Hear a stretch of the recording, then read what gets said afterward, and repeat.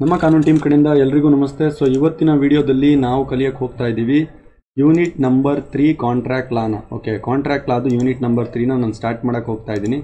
Before ಇದನ್ನು start ಮಾಡೋದಕ್ಕಿಂತ ನಾನು ಯಾಕೆ ಬ್ಲಾಂಕ್ ಪೇಜ್ ತೊಗೊಂಡಿದ್ದೀನಿ ಅಂತ, ಕಂಪ್ಲೀಟಾಗಿ ಬ್ಲಾಂಕ್ ಪೇಜನ್ನು ತೆಗೆದುಕೊಂಡಿದ್ದೀನಿ. ಯಾಕೆ ತೊಗೊಂಡಿದ್ದೀನಿ ಅಂತಂದರೆ, ನಾನೀಗ ಯೂನಿಟ್ 1 ಮತ್ತು ಯೂನಿಟ್ 2 ಇದ್ರದ್ದು ಒಂದು ಕ್ವಿಕ್ ರಿವಿಷನ್ ಮಾಡೋನಿದ್ದೀನಿ. ಅಂತಂದರೆ ಯೂನಿಟ್ 1ಅಲ್ಲಿ ಏನಿದೆ, ಯೂನಿಟ್ 2ಅಲ್ಲಿ ಏನಿದೆ, ಯೂನಿಟ್ 3ಅಲ್ಲಿ ಏನಿದೆ, ಯೂನಿಟ್ 4ಅಲ್ಲಿ ಏನಿದೆ, ಯೂನಿಟ್ 5ಅಲ್ಲಿ ಏನಿದೆ, ಬಿಫೋರ್ ಇದನ್ನು ಹೇಳಿ ಆಮೇಲೆ ನಾನು ಸ್ಟಾರ್ಟ್ ಮಾಡ್ತೇನೆ. ನೋಡಿ, ತುಂಬ ಸಿಂಪಲಾಗಿ ಹೇಳಬೇಕಂದ್ರೆ ಯೂನಿಟ್ 1ನಲ್ಲಿ ಬೇಸಿಕ್ ಇಂಟ್ರೊಡಕ್ಷನ್ ಇದೆ. ಅಂತಂದರೆ ಕಾಂಟ್ರಾಕ್ಟ್ ಅಂದರೆ ಏನು, ಕನ್ಸಿಡರೇಷನ್ ಅಂದರೆ ಏನು, ಆಫರ್ ಅಂದರೆ ಏನು, ಅಕ್ಸೆಪ್ಟೆನ್ಸ್ ಅಂದರೆ ಏನು, ಅರ್ಥ ಆಗ್ತಿದೆಯಾ ನಿಮಗೆ? ಅಂದರೆ ಅಗ್ರಿಮೆಂಟ್ ಅಂದರೆ ಏನು, ಕಾಂಟ್ರಾಕ್ಟ್ ಹೇಗೆ ಫಾರ್ಮ್ ಆಗುತ್ತೆ, ಈ ರೀತಿ ಬೇಸಿಕ್ ಇಂಟ್ರೊಡಕ್ಷನ್ಗಳು ಯೂನಿಟ್ 1ನಲ್ಲಿ ಕೊಟ್ಟಿದ್ದಾರೆ.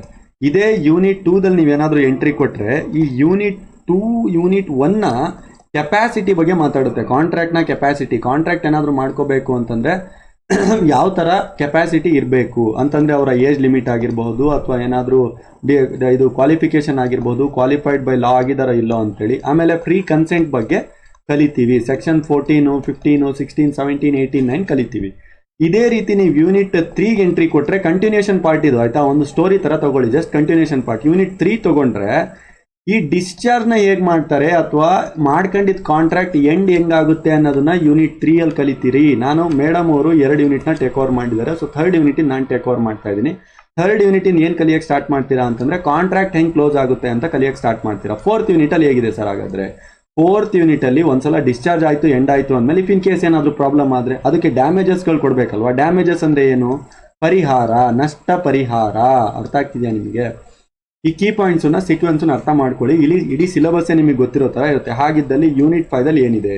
ಯೂನಿಟ್ 5ದಲ್ಲಿ ಒಂದು ಬೇರೆ ಆ್ಯಕ್ಟೇ ಇದೆ, ಅಂತಂದರೆ ಸ್ಪೆಸಿಫಿಕ್ ರಿಲೀಫ್ ಆ್ಯಕ್ಟ್ ಅಂತ ಕರಿತೀವಿ ನಾವು ಅದನ್ನು. ಸ್ಪೆಸಿಫಿಕ್ ರಿಲೀಫ್ ಆ್ಯಕ್ಟಲ್ಲಿ ಇದು ಕಾಂಟ್ರಾಕ್ಟಿಗೆ ಸಂಬಂಧಪಟ್ಟಿದ್ದಂಥದ್ದು. ಏನಾದರೂ ಲಾಸ್ ಆದಾಗ ಸ್ಪೆಸಿಫಿಕಲಿ ನನಗೆ ಇಂಥದ್ದೇ ಬೇಕು ಅಂತದನ್ನ ಕೇಳೋ ಅಂಥದ್ದನ್ನ ಸ್ಪೆಸಿಫಿಕ್ ರಿಲೀಫ್ ಆ್ಯಕ್ಟಲ್ಲಿ ನೋಡ್ತೀವಿ. ಐ ಹೋಪ್ ಈಗ ನಿಮಗೆ 5 ಯೂನಿಟ್ ಇಂಟ್ರೊಡಕ್ಷನ್ ಗೊತ್ತಾಯಿತು ಅಂತ ಅನ್ಕೊಳ್ತೀನಿ. ಇದನ್ನ ಸಿಲೆಬಸ್ ಕಾಪಿಯಲ್ಲೂ ಕೂಡ ನಾನು ಎಕ್ಸ್ಪ್ಲೈನ್ ಮಾಡಿದ್ದೀನಿ. First unit contract basic introduction ಹೇಳುತ್ತೆ. ಸೆಕೆಂಡ್ ಯೂನಿಟು ಯಾವ ರೀತಿ ಕೆಪಾಸಿಟಿ ಇರಬೇಕು, ಫ್ರೀ ಕನ್ಸೆಂಟು ಯಾವ ರೀತಿ ಇರಬೇಕು ಅಂತ ಹೇಳುತ್ತೆ. ಮತ್ತು ಅದಕ್ಕಿಂತ ನೀವು ಮುಂಚೆ ಸ್ವಲ್ಪ ಮುಂದುವರೆದ ಭಾಗ 3rd ಯೂನಿಟ್ ಏನೋ ಎಂಟ್ರಿ ಕೊಟ್ಟರೆ ಅದೇ ಕಾಂಟ್ರಾಕ್ಟು ಡಿಸ್ಚಾರ್ಜ್ ಹೆಂಗಾಗುತ್ತೆ ಅಥವಾ ಎಂಡ್ ಹೇಗಾಗುತ್ತೆ ಅಂತ ಹೇಳುತ್ತೆ. ಇನ್ನೂ ಒಂದು ಸ್ವಲ್ಪ ಮುಂದುವರೆದ ಭಾಗ ಬಂದ್ರಿ ಅಂತಂದರೆ 4ನೇ ಯೂನಿಟ್ ಬಂದ್ಬಿಟ್ಟು ಡಿಸ್ಚಾರ್ಜ್ ಅಥವಾ ಎಂಡ್ ಆದರೆ ಅದಕ್ಕೆ ಪರಿಹಾರವೇನು ಅಂತ ಹೇಳುತ್ತೆ. 5ನೇ ಯೂನಿಟ್ ಏನಾದರೂ ಎಂಟ್ರಿ ಕೊಟ್ಟರೆ ಒಂದು ಬೇರೆ ಆ್ಯಕ್ಟೇ ಇದೆ, ಅದಕ್ಕೆ ಸ್ಪೆಸಿಫಿಕ್ ರಿಲೀಫ್ ಆ್ಯಕ್ಟ್ ಅಂತೇಳಿ ನಾವು ಕರಿತೀವಿ. ಆ ಸ್ಪೆಸಿಫಿಕ್ ರಿಲೀಫ್ ಆ್ಯಕ್ಟ್ನ ಬಗ್ಗೆ ಹೇಳುತ್ತೆ. ಐ ಹೋಪ್ ಈಗ ನಿಮಗೆ ಕಂಪ್ಲೀಟ್ ಸಿಲೆಬಸ್ ಅರ್ಥ ಆಯಿತು ಅಂತ ನಾನು ಅನ್ಕೊಳ್ತೇನೆ. ಈಗ ಫಸ್ಟ್ ಯೂನಿಟಲ್ಲಿ ನಾವೇನಾದರೂ ಕಲಿತೀವಿ ಅಂತಂತಂದರೆ ಒಂದು ಸಿಂಪಲ್ ಆಗಿ ಕಾನ್ಸೆಪ್ಟ್ನ ಹೇಳ್ತೇನೆ. ಒಂದು ಕಾಂಟ್ರಾಕ್ಟ್ ಫಾರ್ಮೇಷನ್ ಆಗಬೇಕು ಅಂತಂದರೆ ಫಸ್ಟ್ ಏನಾಗಬೇಕು, ಅಲ್ಲೊಂದು ಆಫರ್ ಕೊಡಬೇಕು, ಆಫರ್ನ ಅಕ್ಸೆಪ್ಟ್ ಮಾಡಬೇಕು. ಅಕ್ಸೆಪ್ಟ್ ಮಾಡಿದಂಥ ಆಫರು ಏನಾಗುತ್ತೆ ಅಂತಂತಂದರೆ ಅಲ್ಲಿ ಅಗ್ರಿಮೆಂಟ್ ಆಗುತ್ತೆ. ಈ ಅಗ್ರಿಮೆಂಟು ಲೀಗಲ್ ವ್ಯಾಲಿಡಿಟಿ ಇತ್ತು ಅಂತಂತಂದರೆ ಅದು ಕಾಂಟ್ರಾಕ್ಟ್ ಆಗುತ್ತೆ. ಬಟ್ ಇನ್ ಬಿಟ್ವೀನ್ ಈ ಆಫರ್ ಅಕ್ಸೆಪ್ಟೆನ್ಸಲ್ಲಿ ಕನ್ಸಿಡರೇಷನ್ ಕೂಡ ಇರಬೇಕು. ಇಬ್ಬರು ಮಧ್ಯದಲ್ಲಿ ಅವನಿಗೂ ಏನೋ ಹೋಗ್ತಾ ಇರಬೇಕು ಪ್ರತಿಫಲ, ಈ ಕಡೆನೂ ಏನೋ ಬರ್ತಾ ಇರಬೇಕು ಪ್ರತಿಫಲ. ಇದಿಷ್ಟು ಫಸ್ಟ್ ಯೂನಿಟ್ನ ಬೇಸಿಕ್ ಕ್ರ್ಯಾಕ್ಸು. 2ನೇ ಯೂನಿಟ್ ಏನು? ಕೆಪಾಸಿಟಿ ಏನೋ ಒಂದು ಒಳ್ಳೆ ಏಜ್ ಅವನ್ ಆಗಿರಬೇಕು, ಅಂದರೆ ಎಬೋ 18 ಆಗಿರಬೇಕು, ಅಂಥವನ ಜೊತೆ ಮಾತ್ರ ಮಾಡ್ಕೊಳ್ಳೋದು, ಮೈನರ್ ಆಗಿರಬಾರ್ದು. ಆಮೇಲೆ ಅವನು ಡಿಸ್ಕ್ವಾಲಿಫೈಡ್ ಬೈ ಲಾ ಏನೋ ಆಗಿರಬಾರ್ದು. ಓಕೆ, ಅನ್ಸೌಂಡ್ ಮೈಂಡ್ ಆಗಿರಬಾರ್ದು, ಹುಚ್ಚನಾಗಿರಬಾರ್ದು, ಲಾದಿಂದ ಅವ್ನು ಡಿಸ್ಕ್ವಾಲಿಫೈಡ್ ಆಗಿರಬಾರ್ದು. ಕಾನೂನು ಪ್ರಕಾರ ನೀನು ಕಾಂಟ್ರಾಕ್ಟ್ ಮಾಡ್ಕೊಳ್ಳೋಂಗಿಲ್ಲ. ಯಾರು ಇವನು? ಒಬ್ಬ ಕ್ರಿಮಿನಲ್ ಇರ್ತಾನೆ, ಅವನು ಕಾನೂನು ಪ್ರಕಾರ ತಪ್ಪು ಮಾಡಿದವನು, ಸೊ ಅವನನ್ನ ಡಿಸ್ಕ್ವಾಲಿಫೈಡ್ ಬೈ ಲಾ ಅಂತ ಹೇಳ್ತೀವಿ. ಈಗ 3ನೇ ಯೂನಿಟ್ನ ನಾನು ಸ್ಟಾರ್ಟ್ ಮಾಡ್ತಾ ಇದ್ದೀನಿ. ಇದಿಷ್ಟು ಬೇಸಿಕ್ ಕ್ರಕ್ಸು. ಯಾಕೆ ಹೇಳಿದೆ ಅಂತಂತಂದರೆ 2 ಯೂನಿಟು ಸ್ವಲ್ಪ ಕನ್ಫ್ಯೂಷನ್ ಇರುತ್ತೆ, ಸೊ ಅದನ್ನು ಕ್ಲಾರಿಫೈ ಮಾಡ್ಕೊಳ್ಳಿ ಅಂತ ಹೇಳಿದೆ. ಈಗ ನಾನು ಹೇಳಿದ್ದಂಥ ಯೂನಿಟ್ ವೈಸು ಈ ಬೇಸ್ ಮೇಲೆ ಫಸ್ಟ್ ಯೂನಿಟು ಮತ್ತು ಸೆಕೆಂಡ್ ಯೂನಿಟ್ನ ನೋಡೋಕ್ಕೆ ಟ್ರೈ ಮಾಡಿ, ನಿಮಗೆ ಅರ್ಥ ಆಗುತ್ತೆ. ಒನ್ಸ್ ಅದು ಮುಗಿದ ತಕ್ಷಣ 3rd ಯೂನಿಟಿಗೆ ಎಂಟ್ರಿ ಕೊಡ್ತೀರಾ. 3rd ಯೂನಿಟಿಂದ ನಾನು ಟೇಕ್ ಓವರ್ ಮಾಡಿದ್ದೇನೆ, ಸೊ ಅದಕ್ಕೆ 3rd ಯೂನಿಟಿಂದ ನನಗೆ ಸ್ಟಾರ್ಟ್ ಮಾಡ್ತಾ ಇದ್ದೇನೆ. 3rd ಯೂನಿಟಲ್ಲಿ ಸಿಲೆಬಸ್ ಕಾಪಿಯಲ್ಲಿ ಏನಿದೆ ಅಂತ ನಾನು ಹೇಳಿದೆ. ಮೇಜರ್ಲಿ ಇರುವಂಥದ್ದು ಇಡೀ 3rd ಯೂನಿಟ್ ಇರೋದು ಡಿಸ್ಚಾರ್ಜ್. ಯಾವುದ್ರ ಡಿಸ್ಚಾರ್ಜ್? ಕಾಂಟ್ರಾಕ್ಟ್ನ ಡಿಸ್ಚಾರ್ಜ್. ಡಿಸ್ಚಾರ್ಜ್ ಅಂದರೆ ಏನು? ಕಾಂಟ್ರಾಕ್ಟ್ ಎಂಡ್ ಆಗುವಂಥದ್ದು, ಅದ್ರ ಬಗ್ಗೆ ಮಾತಾಡ್ತಾ ಇದ್ದೀವಿ. ಕನ್ನಡದಲ್ಲಿ ವಿಸರ್ಜನೆ. ಯಾವುದ್ರ ವಿಸರ್ಜನೆ? ಕರಾರಿನ ವಿಸರ್ಜನೆ. ಕರಾರಿನ ಒಪ್ಪಂದ ಏನಿದೆ ಅದು ಕೊನೆಗೊಳಿಸುವಿಕೆ, ನಿರ್ಗಮಿಸುವಿಕೆ, ಏನಾದರೂ ಪದ ಬಳಸ್ಬೋದು, ಬಟ್ ಎಲ್ಲದೂ ಕೂಡ ಒಂದೇ ಮೀನಿಂಗ್ ಹೇಳುತ್ತೆ, ಎಂಡ್ ಮಾಡಿ ಕ್ಲೋಸ್ ಮಾಡುವಂಥದ್ದು. ಇದೇ ಯೂನಿಟ್ 3 ಬಗ್ಗೆ ನಾವು ಕಲಿಯೋದು. ಕಂಪ್ಲೀಟ್ ಯೂನಿಟ್ 3 ಇದೇ ಇರೋದು. ಅದರಲ್ಲಿ ಡಿಫ್ರೆಂಟ್ ಮೋಡ್ಸ್ ಬರುತ್ತೆ, ಯಾವುದ್ಯಾವುದೋ ಬೇರೆ ರೀತಿಯಲ್ಲಿ ಎಂಡ್ ಮಾಡ್ತಾ ಹೋಗ್ತೀವಿ. ಸೊ ಡಿಫ್ರೆಂಟ್ ಮೋಡ್ಸ್ ಬರುತ್ತೆ. ಯಾಕೆ ನಾನು ಸಿಲೆಬಸ್ ಕಾಪಿನ ಫಸ್ಟ್ ನಿಮಗೆ ಹೇಳ್ತೀನಿ ಯೂನಿಟ್ ಸ್ಟಾರ್ಟಿಂಗಲ್ಲಿ ಅಂತಂದರೆ, ನೀವು ಇದನ್ನ ಏನಾದರೂ ಸರಿಯಾಗಿ ಅರ್ಥ ಮಾಡ್ಕೊಂಡ್ಬಿಟ್ರೆ ನಿಮಗೆ ಮುಂದೆ ಏನೂ ತೊಂದರೆನೇ ಆಗೋದಿಲ್ಲ. ಯಾಕಂದರೆ ಒಂದ್ಸಲ ಏನು ಐಡಿಯಾಲಜೀಸ್ ಮೇಲೆ ನಾವು ಪಾಠ ಮಾಡ್ತಾ ಇದ್ದೀವಿ, ಯಾವ ಯೂನಿಟ್ ಏನು ಹೇಳಕ್ ಹೋಗ್ತಾ ಇದೆ, ಯಾವ ಯೂನಿಟ್ನ ಬೇಸಿಕ್ಸ್ ಏನು, ಆ ಯೂನಿಟ್ನ ಯಾಕೆ ಇಟ್ಟಿದ್ದಾರೆ, ಅದ್ರ ಉದ್ದೇಶ ಏನು, ಆಬ್ಜೆಕ್ಟಿವ್ ಏನು, ನೀವು ಅದೊಂದು ಅರ್ಥ ಮಾಡ್ಕೊಂಡ್ಬಿಟ್ರೆ ನಾನು ಪಾಠ ಮಾಡ್ತಿರ್ಬೇಕಾದ್ರೆ ನೀವು ಇದೇ ರೀತಿ ಥಿಂಕ್ ಮಾಡ್ತಾ ಹೋಗಬೇಕು. ಓಕೆ, ಈ ಯೂನಿಟ್ನ ಯಾಕೆ ಇಟ್ಟಿದ್ದಾರೆ, ಡಿಸ್ಚಾರ್ಜ್ ಮಾಡೋಕ್ಕೋಸ್ಕರ ಇಟ್ಟಿದ್ದಾರೆ, ಡಿಸ್ಚಾರ್ಜ್ ಕೊನೆ ಗಳಿಸ್ತಾ ಇದ್ದಾರೆ ಅಂದರೆ ಪ್ರತಿ ಟಾಪಿಕ್ಕು ಕೂಡ ಅದ್ರ ರಿಲೇಟೆಡೇ ಮಾತಾಡ್ತಿರ್ತೀನಿ ನಾನು. ಎಂಡ್ ಹೆಂಗೆ ಮಾಡ್ತಾರೆ, ಈ ರೀತಿ ಎಂಡ್ ಮಾಡ್ತಾರೆ, ಲೆಕ್ಕಾಚಾರ ಹೆಂಗೆ ಮಾಡ್ತಾರೆ, ಪರ್ಫಾರ್ಮೆನ್ಸ್ ಹೆಂಗೆ ಮಾಡ್ತಾರೆ, ಅರ್ಥ ಮಾಡ್ಕೊಳ್ಳಿ ಆಯಿತಾ. ಸೊ ಇದಿಷ್ಟು ಬೇಸಿಕ್ ಇಂಟ್ರೊಡಕ್ಷನ್ ಆದರೆ ಇದನ್ನ ಆಲ್ರೆಡಿ ನಾನು ಎಕ್ಸ್ಪ್ಲೈನ್ ಮಾಡಿದ್ದೀನಿ. ಸಿಲೆಬಸ್ ಕಾಪಿನ ಕಂಪ್ಲೀಟ್ ಆಗಿ ಎಕ್ಸ್ಪ್ಲನೇಷನ್ ಆಗಿದೆ ಕಾಂಟ್ರಾಕ್ಟ್ ಲಾದು, ನೀವು ಅಲ್ಲೊಂದ್ಸಲ ನೋಡ್ಕೊಳ್ಳಿ. ಎನಿ ಹೌ ಸಿಲೆಬಸ್ಸಿಂದ ಈಚ್ ಆ್ಯಂಡ್ ಎವ್ರಿ ಪಾಯಿಂಟನ್ನು ನಾವು ಡಿಸ್ಕಸ್ ಮಾಡ್ತಾ ಹೋಗ್ತೀವಿ. ಆದಾಗ್ಯೂ ನಾನು ಆದಷ್ಟು ಜಲ್ದಿ ಕ್ಲೋಸ್ ಮಾಡ್ತೇನೆ ವಿತಿನ್ 30 ಸೆಕೆಂಡ್ 1 ಮಿನಿಟಲ್ಲಿ. ನೋಡಿ, ಮೊದಲನೇದು ಸಿಲೆಬಸ್ ಕಾಪಿಯಲ್ಲಿದೆ ಡಿಸ್ಚಾರ್ಜ್ ಆಫ್ ಕಾಂಟ್ರಾಕ್ಟ್ ಅಂತ, ಅರ್ಥ ಆಯ್ತಾ, ಯಾವ ಮೋಡ್ಸ್ ಅಂತ ಡಿಫ್ರೆಂಟ್ ಮೋಡ್ಸ್ ಇದ್ದಾವೆ. ಅದನ್ನು ಇದೇ ವಿಡಿಯೋದಲ್ಲಿ ಫಸ್ಟ್ ಒಂದು ಟಾಪಿಕ್ನ ಈ ವಿಡಿಯೋದಲ್ಲಿ ಕವರ್ ಮಾಡೋಣ. ನೆಕ್ಸ್ಟ್ ಟೈಮ್ ಆ್ಯಂಡ್ ಪ್ಲೇಸ್ ಅಂತಿದೆ, ಅಂದರೆ ಕಾಂಟ್ರಾಕ್ಟ್ ಮಾಡ್ಕೋಬೇಕಾದ್ರೆ ಯಾವ ಟೈಮು ಯಾವ ಪ್ಲೇಸಲ್ಲಿ ಮಾಡ್ಕೊಳ್ತಾ ಇದ್ದಾರೆ, ಯಾವ ಟೈಮಲ್ಲಿ ಕ್ಲೋಸ್ ಆಗ್ತಾ ಇದೆ, ಯಾವ ಟೈಮಲ್ಲಿ ಉದ್ಭವ ಆಗ್ತಾ ಇದೆ, ಯಾವ ಜಾಗದಲ್ಲಿ ಉದ್ಭವ ಆಗ್ತಾ ಇದೆ ಅಂತ.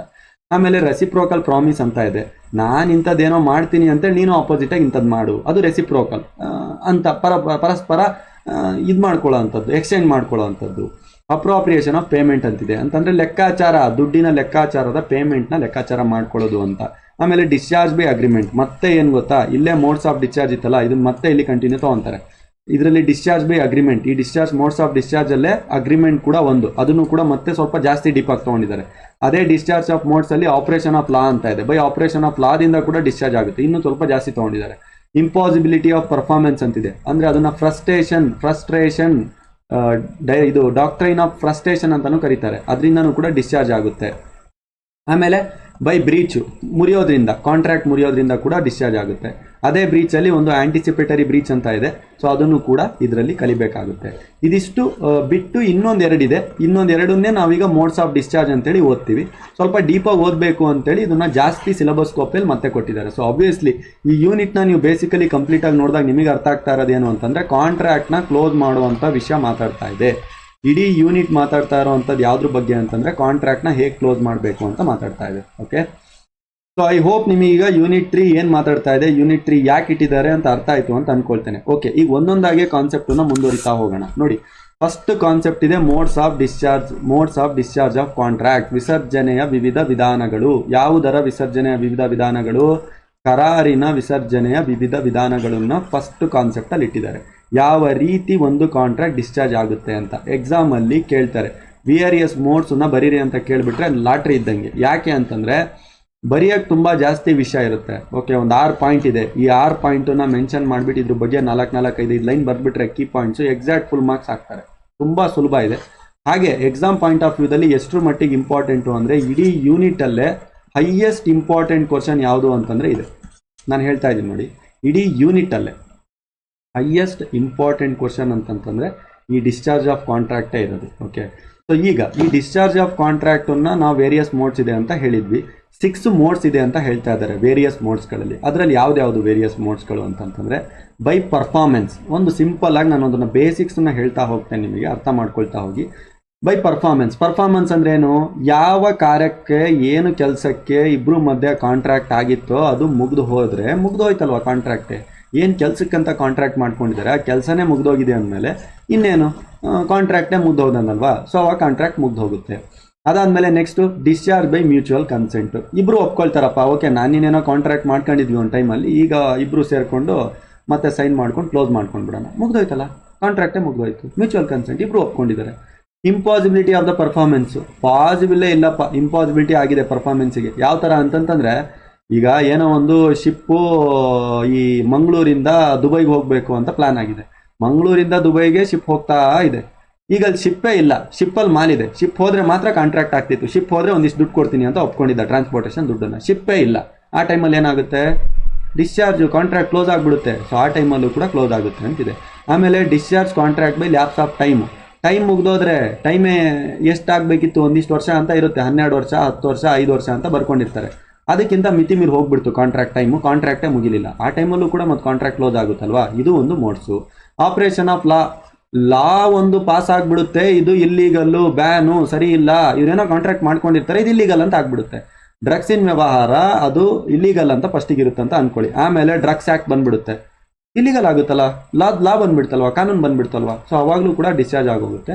ಬ್ರೀಚ್ ಆಫ್ ಕಾಂಟ್ರಾಕ್ಟ್ ಎರಡು ಪಾರ್ಟಿ ಇರ್ತಾರಲ್ಲ, ಯಾರೋ ಒಬ್ಬ ಪಾರ್ಟಿ ಏನು ಮಾಡ್ಬೇಕಂತ ಒಪ್ಕೊಂಡಿದ್ದು ನಾನು ಮಾಡಿಲ್ಲ, ಅವಾಗಲೂ ಕೂಡ ಆಬ್ವಿಯಸ್ಲಿ ಕಾಂಟ್ರಾಕ್ಟು ಯಾವುದು ಬ್ರೀಚ್ ಆಫ್ ಕಾಂಟ್ರಾಕ್ಟಲ್ಲಿ ಕಾಂಟ್ರಾಕ್ಟು ಮುಗಿದು ಹೋಗುತ್ತೆ. ಈ ರೀತಿ ಡಿಸ್ಚಾರ್ಜ್ ಆಗುತ್ತೆ ಅಂತ ಹೇಳ್ಬೋದು. ಈಗ ಈ ಡಿಸ್ಚಾರ್ಜ್ ಆಫ್ ಮೋಡ್ಸಲ್ಲಿ ನಾನು ಏನು ನಿಮಗೆ 6 ಮೋಡ್ಸ್ ಹೇಳಿದ್ನಲ್ವಾ, ಅದನ್ನು ಸ್ವಲ್ಪ ಎಕ್ಸ್ಪ್ಲನೇಷನ್ ವೈಸು ನೀವು ಅರ್ಥ ಮಾಡ್ಕೊಳ್ತಾ ಹೋಗೋದು ತುಂಬ ಇಂಪಾರ್ಟೆಂಟು. ಸಮ್ಟೈಮ್ಸ್ ಏನು ಮಾಡ್ತಾರೆ ಅಂತಂದರೆ ಯಾವುದಾದ್ರೂ ಒಂದೇ ಕಾನ್ಸೆಪ್ಟನ್ನು ಡೀಪಾಗಿ ಕೇಳುವಂಥ ಸಾಧ್ಯತೆಗಳು ಇರುತ್ತೆ.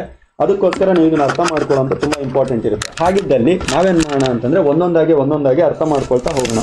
ಸೊ ಒಂದೊಂದಾಗಿ ಅರ್ಥ ಮಾಡ್ಕೊಳ್ತಾ ಹೋದಾಗ ಇದರಲ್ಲಿ ಡಿಸ್ಚಾರ್ಜ್ ಬೈ ಪರ್ಫಾರ್ಮೆನ್ಸ್ ಅಂತ ಒಂದಿದೆ. ಬೈ ಪರ್ಫಾರ್ಮೆನ್ಸಿಂದ ಡಿಸ್ಚಾರ್ಜ್ ಹೇಗಾಗುತ್ತೆ, ಅದಾದಮೇಲೆ ಡಿಸ್ಚಾರ್ಜ್ ಬೈ ಮ್ಯೂಚುವಲ್ ಕನ್ಸೆಂಟ್ ಅಂತ ಇದೆ. ಇದನ್ನೆಲ್ಲ ನಾನು ಬೇಸಿಕ್ ಹೇಳಿದ್ನಲ್ವಾ, ಅದಕ್ಕೆ ಇನ್ನೊಂದು ಸ್ವಲ್ಪ ಎಕ್ಸ್ಪ್ಲನೇಷನ್ ಹಾಕಿ ಹೇಳ್ತಾ ಇದ್ದೀನಿ ಅಷ್ಟೇ. ಈಗ ಆಲ್ರೆಡಿ ಏನಿಲ್ಲಿ 6 ಪಾಯಿಂಟ್ಗಳನ್ನು ಕಲ್ತ್ರಿ, ಈ 6 ಪಾಯಿಂಟು ನೀವು ತುಂಬ ಚೆನ್ನಾಗಿ ಕಲ್ತ್ಕೋಬೇಕು. ಫಸ್ಟು ಈ 6 ಪಾಯಿಂಟನ್ನು ಮರಿಲೇಬಾರ್ದು. ಇಲ್ಲೇನು 6 ಪಾಯಿಂಟ್ ಇದೆ, ಈ 6 ಪಾಯಿಂಟನ್ನು ಎಕ್ಸಾಕ್ಟ್ ಆಗಿ ಬರೆದ್ಬಿಟ್ರೆ ಮುಗೀತಲ್ಲ, ಅಲ್ಲಿ ವ್ಯಾಲ್ಯೂಯೇಟ್ರಿಗೆ ಓಕೆ 6 ಪಾಯಿಂಟು ಗೊತ್ತಿದೆ ಅಂತ ಕ್ಲಿಯರ್ ಆಗಿಬಿಡ್ತಾನೆ. ಈಗ ಎಕ್ಸ್ಪ್ಲನೇಷನ್ ಬರೆಯೋಕ್ಕೆ ಇನ್ನೊಂದು ಸ್ವಲ್ಪ ಡೀಪಾಗಿ ಹೋಗೋಕ್ಕೆ ಇಲ್ಲಿ ಎಕ್ಸ್ಪ್ಲನೇಷನ್ಸ್ಗಳು ನಾನು ಮೇಲ್ಮೇಲೆ ಹೇಳ್ತಾ ಹೋಗ್ತೇನೆ. ಏನಾಫು, ಯಾಕಂದರೆ ನಿಮ್ಮ ಹತ್ರ 3 to 4 ಪೇಜ್ ಬರೆಯೋಷ್ಟು ಟೈಮ್ ಇರುತ್ತೆ. ಆ 3 to 4 ಪೇಜಲ್ಲಿ ನಾನು ಆಲ್ರೆಡಿ ಆನ್ಲೈನ್ ಕ್ಲಾಸಸ್ಗಳಲ್ಲಿ ಸ್ಟ್ರಾಟಜಿ ಬಗ್ಗೆ ಹೇಳಿರೋದ್ರಿಂದ ಜಾಸ್ತಿ ಬರೆಯೋಕ್ಕೆ ಟೈಮ್ ಇರಲ್ಲ ಅಲ್ಲಿ. ಸೊ ಅದಕ್ಕೆ ಒಂದು 4 ಲೈನ್ನ ತಿಳ್ಕೊಂಡ್ರೆ ಸಾಕು. ನೋಡಿ, ಪರ್ಫಾರ್ಮೆನ್ಸ್ ಆಫ್ ದ ಕಾಂಟ್ರಾಕ್ಟ್ ಅನ್ನೋವಂಥದ್ದು ಏನಿದೆ ಅಂತಂದರೆ, ಯೂಶಿಯಲಿ ಪರ್ಫಾರ್ಮೆನ್ಸ್ ಅನ್ನೋವಂಥದ್ದು ಏನಿದೆ ಅದು ಒಂದು ಆ್ಯಕ್ಚುಯಲ್ ಪರ್ಫಾರ್ಮೆನ್ಸ್ ಅಂತ ಬರುತ್ತೆ, ಇನ್ನೊಂದು attempted performance of A tender ಅಂತ ಬರುತ್ತೆ. ಅಂತಂದರೆ ಏನು ಆ್ಯಕ್ಚುಯಲ್ ಪರ್ಫಾರ್ಮೆನ್ಸಿಗೋಸ್ಕರ ನೀವು ಪ್ರಾಮಿಸ್ ಮಾಡ್ಕೊಂಡಿದ್ರಿ ಆ ಕೆಲಸ ಮುಗ್ದೋಗಿದೆ ಅಂತ. ತಮ್ಮ ಪಕ್ಷದ ಅಡಿಯಲ್ಲಿ ಏನು ಭರವಸೆಗಳನ್ನು ಮಾಡ್ಕೊಂಡಿದ್ದಾರೆ, ಏನು ಪ್ರಾಮಿಸಸ್ಗಳನ್ನು ಮಾಡ್ಕೊಂಡಿದ್ದಾರೆ, ಆ ಪ್ರಾಮಿಸಸ್ಗಳು ಮುಗ್ದೋಯ್ತು ಅಂತ. ಆ ಪ್ರಾಮಿಸಸ್ಗಳೇ ಮುಗ್ದೋಯ್ತು ಅಂದಮೇಲೆ ಕಾಂಟ್ರಾಕ್ಟೇ ಮುಗ್ದೋಯ್ತು. ಇನ್ನೊಂದು ಅಟೆಂಪ್ಟೆಡ್ ಪರ್ಫಾರ್ಮೆನ್ಸ್ ಅರೆ ಟೆಂಡರ್ ಅಂತೇಳಿ. ಓಕೆ, ಫ್ಯೂಚರಲ್ಲಿ ಪ್ರಾಮಿಸನ್ನು ಮಾಡ್ಕೊಂಡಿದ್ದಾರೆ, ಆ ಪ್ರಾಮಿಸನ್ನು ಏನು ಮಾಡಬೇಕು, ಅದನ್ನು ಕಂಪ್ಲೀಟ್ ಮಾಡಬೇಕು, ಇಲ್ಲ ಕ್ಲೋಸ್ ಮಾಡಬೇಕು. ಮಾಡಿದರೆ ಅವಾಗಲೂ ಕೂಡ ಆಬ್ವಿಯಸ್ಲಿ ಮುಗ್ದೋಗುತ್ತಲ್ವಾ ಡಿಸ್ಚಾರ್ಜ್ ಆಫ್ ಪರ್ಫಾರ್ಮೆನ್ಸು. ಸೊ ಅವಾಗಲೂ ಕೂಡ ಮುಗ್ದೋಯ್ತು ಅಂತ ಅರ್ಥ. ಈಗ discharge by mutual consent and agreement ಅಂತ ಇದೆ. ನೋಡಿ, ಮ್ಯೂಚುವಲ್ ಕನ್ಸೆಂಟ್ ಅಗ್ರಿಮೆಂಟ್ ಅಂತ ಇದೆ. ಯಾವ ರೀತಿ ಮ್ಯೂಚುವಲ್ ಕನ್ಸೆಂಟ್ ಅಗ್ರಿಮೆಂಟ್ ಆಗ್ಬೋದು ಅನ್ನೋದು 2ನೇ ಪಾಯಿಂಟಲ್ಲಿ ಮತ್ತೆ ಸಬ್ ಪಾಯಿಂಟ್ಗಳು. 2ನೇ ಪಾಯಿಂಟಲ್ಲಿ ಸಬ್ ಪಾಯಿಂಟು ಒಂದು ನೊವೇಷನ್ ಅಂತೇಳಿ, ನವೀಕರಣ. ಈಗ ಒಂದು ಕಾಂಟ್ರಾಕ್ಟನ್ನು ಏನೋ ಮಾಡ್ಕೊಂಡಿದ್ರು, 1,000 ರೂಪಾಯಿಗೆ ಎ ಅನ್ನೋನು ಬಿ ಅಂತವನಿಗೆ ಯಾವುದೋ ಒಂದು ವಸ್ತುನ ತೊಗೊಳ್ತೀನಿ ಅಂತ ಕಾಂಟ್ರಾಕ್ಟ್ ಮಾಡ್ಕೊಂಡಿದ್ದ. ಈಗ ಈ 1,000 ರೂಪಾಯಿಗೆ ಮಾಡ್ಕೊಂಡಿದ್ದಂಥ ಕಾಂಟ್ರಾಕ್ಟು ಏನಾಯಿತು ಅಂತಂದರೆ, 1000 ಬೇಡ, ಇಲ್ಲಿ ಎಕ್ಸಾಂಪಲ್ 100 ರೂಪಾಯಿ ಇದೆ, 100 ರೂಪಾಯಿನೇ ತೊಗೊಳ್ಳಿ. ಏನಾಯಿತು ಅಂತಂದರೆ ಬಿ ಅನ್ನೋನು ಈಗ ಎ ಅನ್ನೋಂಥವನು ಬಿ ಅನ್ನೋಂಥವನಿಗೆ ಕಾಂಟ್ರಾಕ್ಟ್ ಮಾಡ್ಕೊಂಡಿದ್ದ, ನಾನು ಕೊಡ್ತೀನಿ 1,000 ರೂಪಾಯಿಗಿಂತ ಮಾಲು, 100 ರೂಪಾಯಿಗಿಂತ ಮಾಲು ಕೊಡ್ತೀನಿ ಅಂತ ಮಾಡ್ಕೊಂಡಿದ್ದ. ಈಗ ಇದೇ ಎ ಅನ್ನೋಂಥವನು ಮತ್ತೆ ಹೋಗ್ಬಿಟ್ಟು ಸಿ ಹತ್ರ ಅದೇ ಮಾಲನ್ನ 100 ರೂಪಾಯಿ ನಾನು ಮಾಡ್ಕೊಡ್ತೀನಿ ಅಂತಂದರೆ ಮತ್ತೆ ಎ ಮತ್ತೆ ಬಿ ಮತ್ತೆ ಆದಿದ್ದಲ್ಲ ಅಂತ ಕಾಂಟ್ರಾಕ್ಟ್ ಎಲ್ಲಿ ಉಳಿಯುತ್ತೆ? ಆಬ್ವಿಯಸ್ಲಿ ಉಳಿಯಲ್ಲ ಅಲ್ವಾ? ಸೊ ಮುಗ್ದೋಗುತ್ತೆ, ಇಲ್ಲಿಗೆ ಮುಗ್ದೋಯ್ತು ಅಂತ ನೋವೇಷನ್ ಅಂತ ಕರೀತಾರೆ ಅದನ್ನು. ಹೊಸದು ಏನಾದರೂ ಸಬ್ಸ್ಟಿಟ್ಯೂಷನ್ ಆದಾಗ, ಹೊಸದಾಗಿ ಏನಾದರೂ ಎಂಟ್ರಿ ಆದಾಗ, ನ್ಯೂ ಕಾಂಟ್ರಾಕ್ಟ್ ಬಂದುಬಿಟ್ಟು ಒರಿಜಿನಲ್ ಒನ್ನನ್ನು ರೀಪ್ಲೇಸ್ ಮಾಡಿದಾಗ ಅದು ನೋವೇಷನ್ ಆಗುತ್ತೆ. ಓಕೆ, ಅದಾದಮೇಲೆ ಆಲ್ಟ್ರೇಷನ್ನು, ಅದೇ 2ನೇ ಪಾಯಿಂಟಲ್ಲೇ ಮತ್ತೆ 2ನೇ ಪಾಯಿಂಟ್ ಹೇಳ್ತಾ ಇರೋದು ನಾನು. ಓಕೆ, ಆಲ್ಟ್ರೇಷನ್ ಅಂತ ಇದೆ. ಏನು ಸರ್ ಇದು ಆಲ್ಟ್ರೇಷನ್ ಅಂತಂತಂದರೆ? ಆಲ್ಟ್ರೇಷನ್ ಅಂದ್ರೆ ಏನು ಅಂತಂತಂದರೆ, ಕಾಂಟ್ರಾಕ್ಟಲ್ಲಿ ಒಂದು ಕಾಂಟ್ರಾಕ್ಟ್ ಇದೆ ಅಂತಂದರೆ ಬರ್ತ್ಕೊಂಡಿರ್ತಾರೆ ಟರ್ಮ್ಸ್ ಆ್ಯಂಡ್ ಕಂಡೀಷನ್ಸ್ಗಳು, ಈ ರೀತಿ ಇರಬೇಕು, ಇಷ್ಟು ಪೇಮೆಂಟ್ ಈ ಟೈಮಿಗೆ ಮಾಡ್ತೀಯಾ, ಇಂಥ ಮಾಲ್ ಸಪ್ಲೈ ಮಾಡ್ತೀಯಾ, ಇಂತಿಂಥ ಕಾಂಟ್ರಾಕ್ಟಿಗೆ ಇಷ್ಟಿಷ್ಟು ಟರ್ಮ್ಸ್ ಆ್ಯಂಡ್ ಕಂಡೀಷನ್ ಅಂತೇಳಿ. ಇದು ಏನಾದರೂ ಅದೇ ರೀತಿ ಇತ್ತು ಅಂದರೆ ಕಾಂಟ್ರಾಕ್ಟ್ ಉಳಿಯುತ್ತೆ. ಈಗ ಇದರಲ್ಲಿ ಯಾವುದೋ ಒಂದು 2 ಪಾಯಿಂಟ್ ಚೇಂಜ್ ಮಾಡ್ತಾನೆ ಯಾವುದೋ ಒಬ್ಬ ಪಾರ್ಟಿ, ಆಬ್ವಿಯಸ್ಲಿ ಆ ಟೈಮಲ್ಲೂ ಕೂಡ ಕಾಂಟ್ರಾಕ್ಟ್ ಮುಗ್ದೋಯ್ತು ಅಂತ. ಬಟ್ ಇದು ಹಾಗೆ ಸುಮ್ಮನೆ ಒಬ್ಬ ಚೇಂಜ್ ಮಾಡಿದ್ರೆ ಮುಗ್ದೋಗಲ್ಲ, ಅದು ಬ್ರೀಚ್ ಆಗಿಬಿಡುತ್ತೆ, ಮತ್ತೆ ಬ್ರೀಚ್ ಆಫ್ ಕಾಂಟ್ರಾಕ್ಟ್ ಆಗಿಬಿಡುತ್ತೆ, ಕಾಂಟ್ರಾಕ್ಟ್ನ ಉಲ್ಲಂಘನೆ ಆಗಿಬಿಡುತ್ತೆ. ಇದು ಏನು ಮಾಡಬೇಕು ಇವನು ಅಂತಂತಂದರೆ, ಇನ್ನೊಬ್ಬ ಪಾರ್ಟಿಯ ಪರ್ಮಿಷನ್ ತೊಗೊಂಡೇ ಮಾಡಬೇಕು. ಇದನ್ನು ನಾವೇನಂತ ಕರಿತೀವಿ? ಆಲ್ಟ್ರೇಷನ್ ಅಂತೇಳಿ ಕರಿತೀವಿ. ಸೇಮ್ ಇಲ್ಲಿ ಒಂದು ಎಕ್ಸಾಂಪಲ್ ಇದೆ, ಈ ಎಕ್ಸಾಂಪಲ್ನ ನೀವು ನೋಡಿ ಅರ್ಥ ಆಗುತ್ತೆ. ಇಲ್ಲಿ ಒಂದು ಎಂಡ್ ಆಫ್ ದ ಅಕ್ಟೋಬರ್ ತನಕ ಅಂತ ಹೇಳಿದರೆ, ಅದನ್ನು ಎಂಡ್ ಆಫ್ ದ ನವಂಬರ್ ತನಕ ಮ್ಯೂಚುವಲಿ ಅಗ್ರಿಮೆಂಟ್ ಮಾಡ್ಕೊಂಡು ಚೇಂಜ್ ಮಾಡ್ಕೊಳ್ತಾರೆ ಡೇಟ್ನ. ಟರ್ಮ್ಸ್ ಆ್ಯಂಡ್ ಕಂಡೀಷನ್ ಅಲ್ಲಿ ಚೇಂಜ್ ಆದಂಗೆ ಆಯಿತು, ಟೈಮ್ ಚೇಂಜ್ ಆದಂಗೆ ಆಯಿತು, ಅವಧಿ ಚೇಂಜ್ ಆದಂಗೆ ಆಯಿತು. ಸೊ ಆಬ್ವಿಯಸ್ಲಿ ಕಾಂಟ್ರಾಕ್ಟು ತಾನಾಗೆ ಕ್ಲೋಸ್ ಆಯಿತು. ಆಮೇಲೆ ರೆಮಿಷನ್ ಅಂತ ಇದೆ. ರೆಮಿಷನ್ ಅಂತ ಏನು ಅಂತಂತಂದರೆ, lesser sum of the contracted for ಅಂತಂದರೆ ಎಷ್ಟು ಅಮೌಂಟ್ ಹೇಳಿರ್ತಾರೆ ಅದಕ್ಕಿಂತ ಕಮ್ಮಿ ತೊಗೊಳ್ಳೋದು. ಕಾಂಟ್ರಾಕ್ಟ್ ಒಂದು 5,000 ಆಗಿದೆ, ಇಬ್ಬರು ಮಾತಾಡಿಕೊಂಡು ಇಲ್ಲ ಅದೊಂದು 2,000 ಕ್ಲೋಸ್ ಮಾಡ್ಕೊಳ್ಳೋಣ ಅಂತ ಹೇಳಿದರೆ, ಹಳೆಯ ಕಾಂಟ್ರಾಕ್ಟ್ ಕ್ಲೋಸ್ ಆಯಿತು ಅಂತ 5,000ದ್ದು, ಇವ್ರು ಮತ್ತೆ 2,000 ರೂಪಾಯಿ ಕೊಡ್ತೀನಿ ಅಂತ ಒಪ್ಕೊಂಡಲ್ಲ, ಆ ಕಾಂಟ್ರಾಕ್ಟ್ ಲಾಗಿನ್ ಆಗುತ್ತೆ. ಆಮೇಲೆ ಮರ್ಜರ್ ಅಂತಂತಂದರೆ ಒಂದು ಕಾಂಟ್ರಾಕ್ಟಿಗೆ ಇನ್ನೊಂದು ಕಾಂಟ್ರಾಕ್ಟನ್ನು ಮರ್ಜ್ ಮಾಡಿಬಿಡೋದು, ಅಥವಾ ಒಬ್ಬನ ಹಕ್ಕನ್ನು ಇನ್ನೊಂದು ಸ್ವಲ್ಪ ಜಾಸ್ತಿ ಮಾಡೋದು, ಒಬ್ಬನ ಹಕ್ಕನ್ನು ಡೌನ್ ಮಾಡೋದು, ಏನೋ ಒಂದಪ್ಪ ಆಯಿತಾ.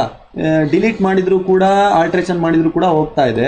ಇನ್ನೂ ಒಂದು ಸ್ವಲ್ಪ ರೈಟ್ಸ್ಗಳನ್ನು, ಅಧಿಕಾರಗಳನ್ನು ಮರ್ಜ್ ಮಾಡಿದರೂ ಕೂಡ ಹಳೆಯ ಕಾಂಟ್ರಾಕ್ಟ್ ಇನ್ವ್ಯಾಲಿಡ್ ಆಗಿ ಹೊಸ ಕಾಂಟ್ರಾಕ್ಟ್ ಜಾರಿ ಆಗುತ್ತೆ. ಇದಿಷ್ಟು ಪಾಯಿಂಟ್ಸ್ಗಳು ನೀವು ಯಾವುದ್ರಲ್ಲಿ ಬರಿತೀರಾ ಅಂತಂದರೆ, ಆಲ್ಟ್ರೇಷನ್ ಡಿಸ್ಚಾರ್ಜ್ ಬೈ ಮ್ಯೂಚುವಲ್ ಕನ್ಸೆಂಟಲ್ಲಿ ಬರಿತೀರಾ. ಓಕೆ, ಈಗ ನೆಕ್ಸ್ಟ್ ಥರ್ಡ್ ಪಾಯಿಂಟಿಗೆ ಎಂಟ್ರಿ ಕೊಡ್ತಾ ಇದ್ದೀನಿ ನಾನು. ಥರ್ಡ್ ಪಾಯಿಂಟಲ್ಲಿ discharge by impossibility of performance ಅಂತ ಇದೆ.